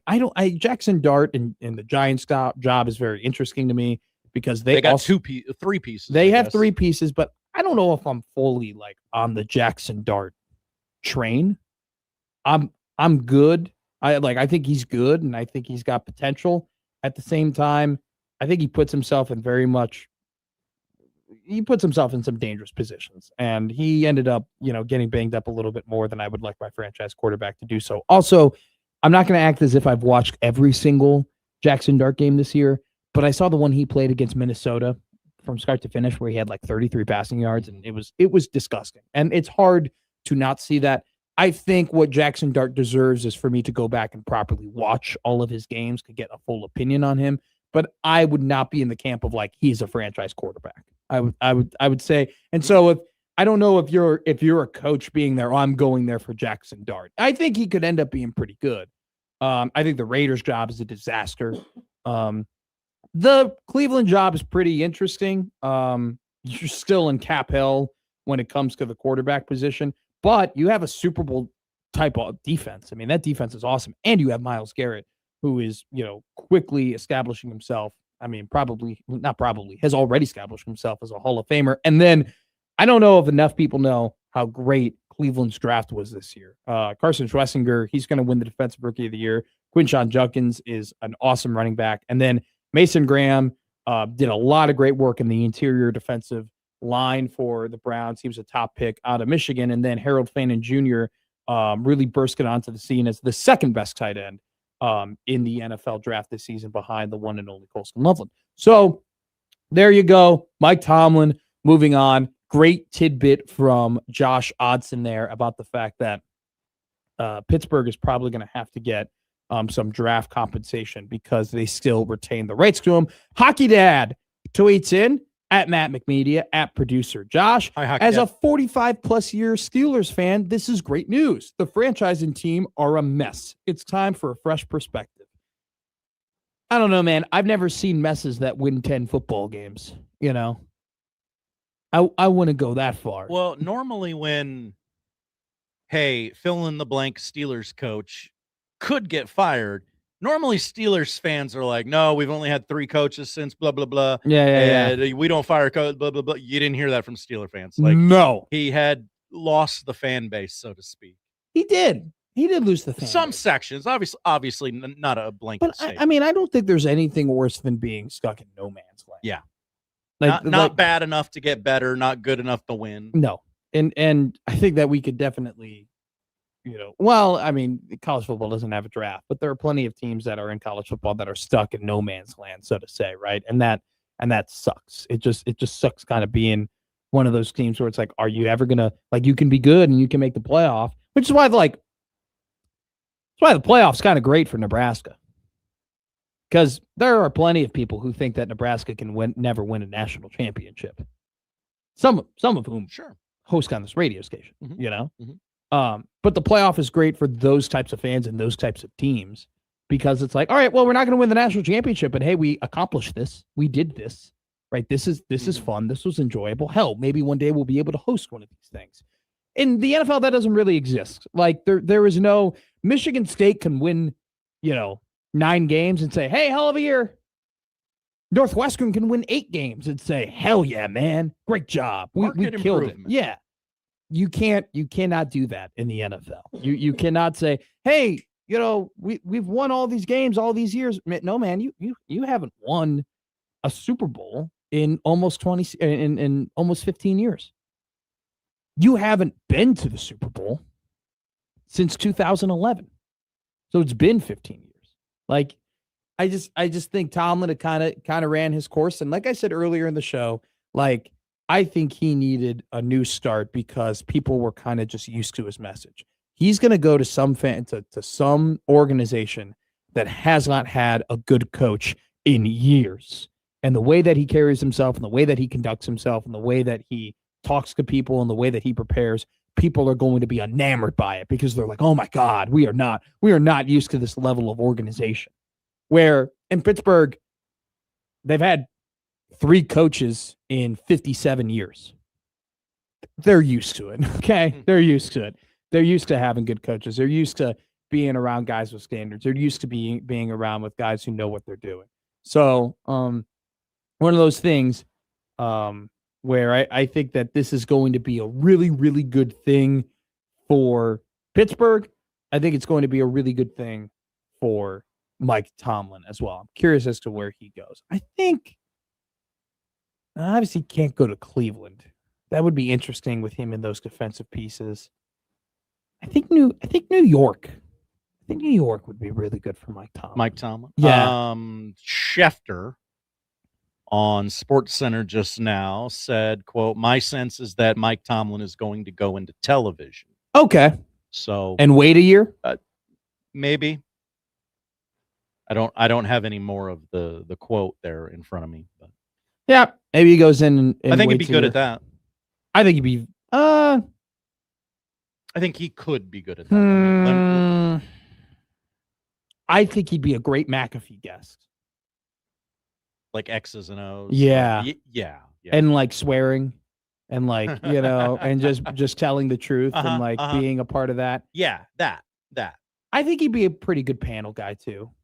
I don't know. I didn't think Saban would be that good on the panel. And he's awesome on the panel. So maybe, I don't know, TBD. Frankly, I mean, they let anybody nowadays on the panel for football, but that'd be interesting if he ends up going to TV. I actually do think that the kind of quad of jobs that are available in the NFL are actually very, very interesting because you have a mix of quarterbacks, of young quarterbacks who can mold. Cam Ward is one of them. You have a team that has the number 1 overall pick in the Las Vegas Raiders. So you're a coach, you get to pick who your future quarterback is, or maybe you decide to trade it. You got the Jets, who are still there. I don't know why I brought them up. But then you got Cleveland, where immediately, yeah, you're kind of in cap hell, but you got a really good young core from a really good draft, and a GM who kind of proved that he knows what he's doing in drafts this season, at the very least.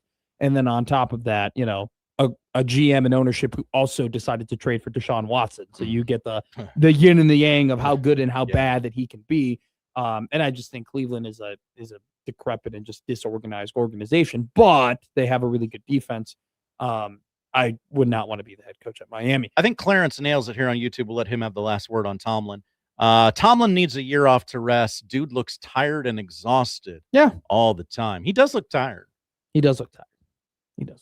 Like Kenneth goes, Xavier Watts Men should go Irish. Woo. Go Burke Bulldogs. He was really good this year for Atlanta. Yeah. Very proud. I mean, it was a hell of a draft pick. We're gonna go to the Prairie Flower Casino hotline to end this segment here about Mike Tomlin. Random Mike, my man. I haven't talked to you. Thanks for coming on Middays with Matt, dude. Hey, congratulations. Thank you, my friend. If I call you Maddie, which I have, how do you react? Is that okay? I love it. Yeah, Maddie's one of my favorite nicknames for sure. Do a number of people call you Maddie? Yeah, I do. Some of my best friends. Yeah, for sure. Yeah, it's it's a sign of affection, and it is. Yeah. Matt Versal, rest in peace, man. I miss that guy, and absolutely. I called him Maddie, and I told him he should be the O-line coach at Nebraska. But hey, if we got rid of Matt Rule after next year, where things are more the same, what would it cost the University of Nebraska? To get rid of Matt Rule. I thought you were going to say you wanted to hire Mike Tomlin if they got rid of Matt Rule. I believe it's 70 million. That's kind of the number I've seen floated around. Are you serious? 7-0? 7. It's big because it was already big to begin with, and then there's because you have so basically there's a part of his contract that says X amount of what I'm currently making, what I'm currently owed is the buyout. And so, he's on contract all the way through like 2030. He is. Would you agree? He's too big to fail. I mean, that's. Well, I don't know. Too big to fail. He's just at this point too big to buy out.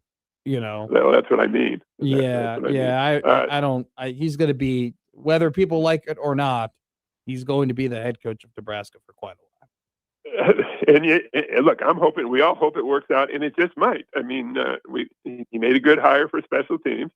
The other ones, maybe not so much. I thought Schaefer did a good job talking about the performance of our offensive coordinator, which is it's been a real disappointment.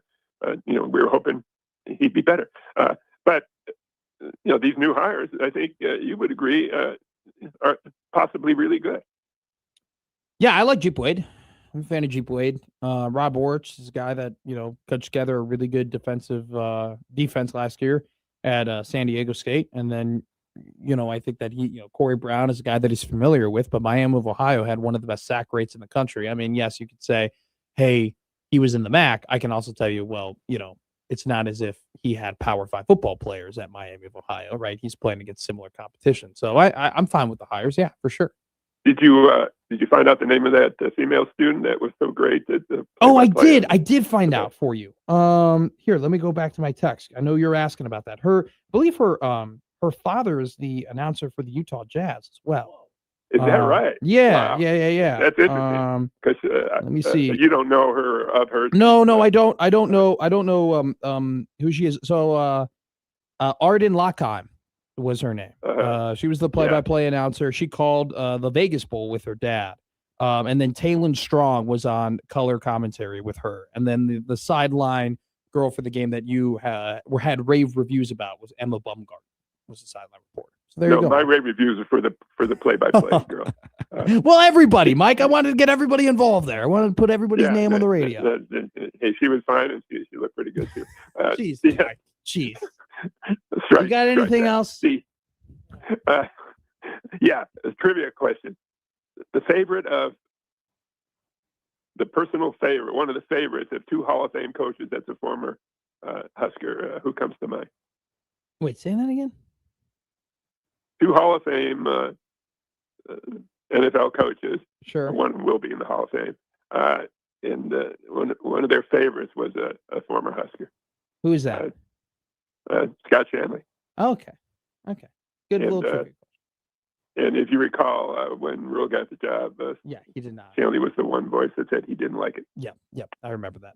Very mythological interview that I've been told a lot about.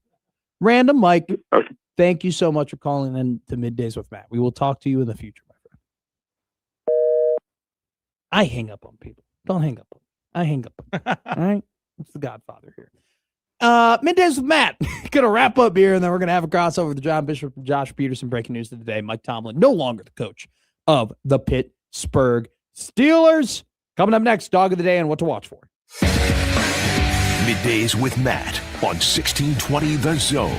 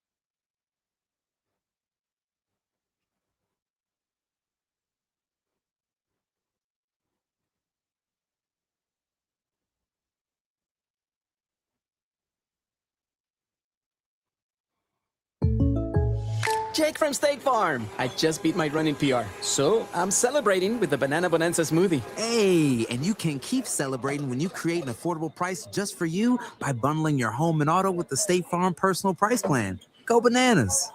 I will. Hey, make it a large. Bundling, just another way to save with the Personal Price Plan. Like a good neighbor, State Farm is there. Prices are based on rating plans that vary by state. Coverage options are selected by the customer. Availability, amount of discounts and savings, and eligibility vary by state.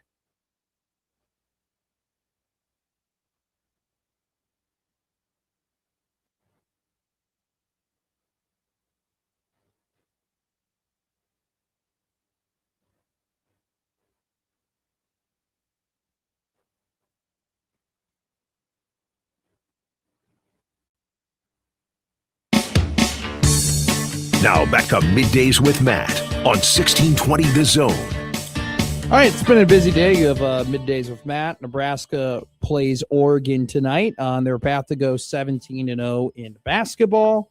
That tip-off is at 5:30, I believe. Josh Odson? I thought it was at 8. No, that's Creighton. Oh. No, it is at 8 o'clock. Whoa, doubleheader. Dueling 8 o'clock tips. Dueling 8 o'clock tip. So 8 o'clock. Before the show, I don't know if this is still the case, but before the show, it was $41 to get into Pinnacle Bank Arena. It was $111 to sit lower bowl. So Creighton plays tonight as well. Dollar beer night at the Chai. They take on the Georgetown Hoyas. Overall, there's a really good slate of college basketball going on. What do you see? Michigan State versus Indiana should be a really good game. Seton Hall plays UConn. That should be a good game. Tennessee plays Texas A&M. I'm sure you'll have that. Hey, we'll get to a lot of these. What to watch for. What are the other things? Corey Parrish went to Oregon. We talked plenty about that. Brian Flores is interviewing with the Ravens. There was a lot of things that we talked about today. So, and Aaron Rodgers. I guess we still have to wait on. Well, Aaron Rodgers yesterday, funny enough, cursed everybody out and said it is so dumb that we're talking about Mike Tomlin no longer being the head coach of the Pittsburgh Steelers. And once again, guy who thinks is super smart ends up being wrong. Aaron Rodgers, incorrect. Probably should go and retire, buddy, because you can't move around in the pocket anymore. Our divisional matchups for the NFL is set, by the way. Bills and Bengals will play on Saturday at 4:30. San Francisco and Seattle play at 8 o'clock. Houston, New England on 3 o'clock on Sunday. And to end the weekend, the Chicago Bears take on the LA Rams. So that's our official broadcasting schedule. Josh, what are we watching tonight? We were watching college basketball. Number 12, Michigan State hosts Indiana, 6 o'clock on Peacock. Number 16, Virginia at number 20, Louisville, 6 o'clock on ESPN2. Number 3, UConn at number 25, Seton Hall, 7 o'clock on True TV. The second-ranked Cyclones take on Kansas, 8 o'clock on ESPN. Number 8, Nebraska hosts Oregon at 8 o'clock on BTN. And the Jays, that's the Creighton Blue Jays to you and me, they host Ed Cooley, Respect, and Georgetown, 8 o'clock on Peacock. Coverage begins here on 1620 The Zone at 6 o'clock. John Bishop takes you inside the arena at 7:30 on 1019 The Keg. NBA, kind of a big one out west on NBC, 7 o'clock. Spurs at the Thunder. Oklahoma City 33-7 this year, but they are 0-3 against the Spurs. And then on Peacock at 10 o'clock, it is Blazers Warriors. Hockey doubleheader on TNT. Red Wings Bruins at 6:30, followed by Stars and Ducks. And finally, on Paramount Plus, a movie that will trigger John Bishop like no other. The Running Man. In desperate need of money for his daughter's medication, a blacklisted laborer played by Glenn Powell participates in a popular TV program that follows contestants as they try to avoid being murdered in a nationwide manhunt. Have you seen that movie? I have not. I missed it, and then I was like, well, I'll just wait till it comes to streaming. I read the book. I read a book. Whoa! In anticipation. What are you, of Josh this movie. Peterson? You I gonna take know. a picture about it and brag to everybody? I did not. I'm a normal human being. I just read the book and then gave it back to the library. Did you? So I'll probably watch this tonight. Actually. You ever read Game of Thrones? Did you read? I bought the first book. I was excited. I was like, this is gonna be my thing. I'm gonna read all these books. I'll be set for life because it'll take me the rest of my life to read all these.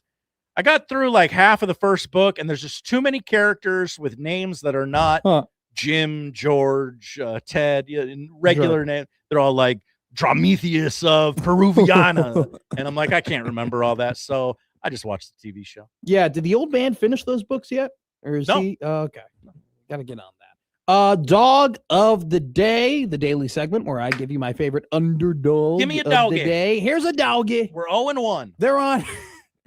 They're on the second leg of a back-to-back, and they've lost 4 games in a row. But the LA Lakers are at home taking on the Atlanta Hawks, who actually, since the Trae Young trade, have played some pretty good basketball. But you can get them for plus 124 money line tonight. That game is on NBA League Pass. Tips off at 9:30 p.m. Lakers money line plus 124. They smash their losing streak tonight. By the way, weird things going on in LA with the Lakers. What it seems was that like video of LeBron staring down Ayton on the bench? Oh, last night? that was tough. But the other tough thing is LeBron just being like, I ain't playing. I probably ain't playing back-to-backs, which is probably the reason why they're an underdog tonight.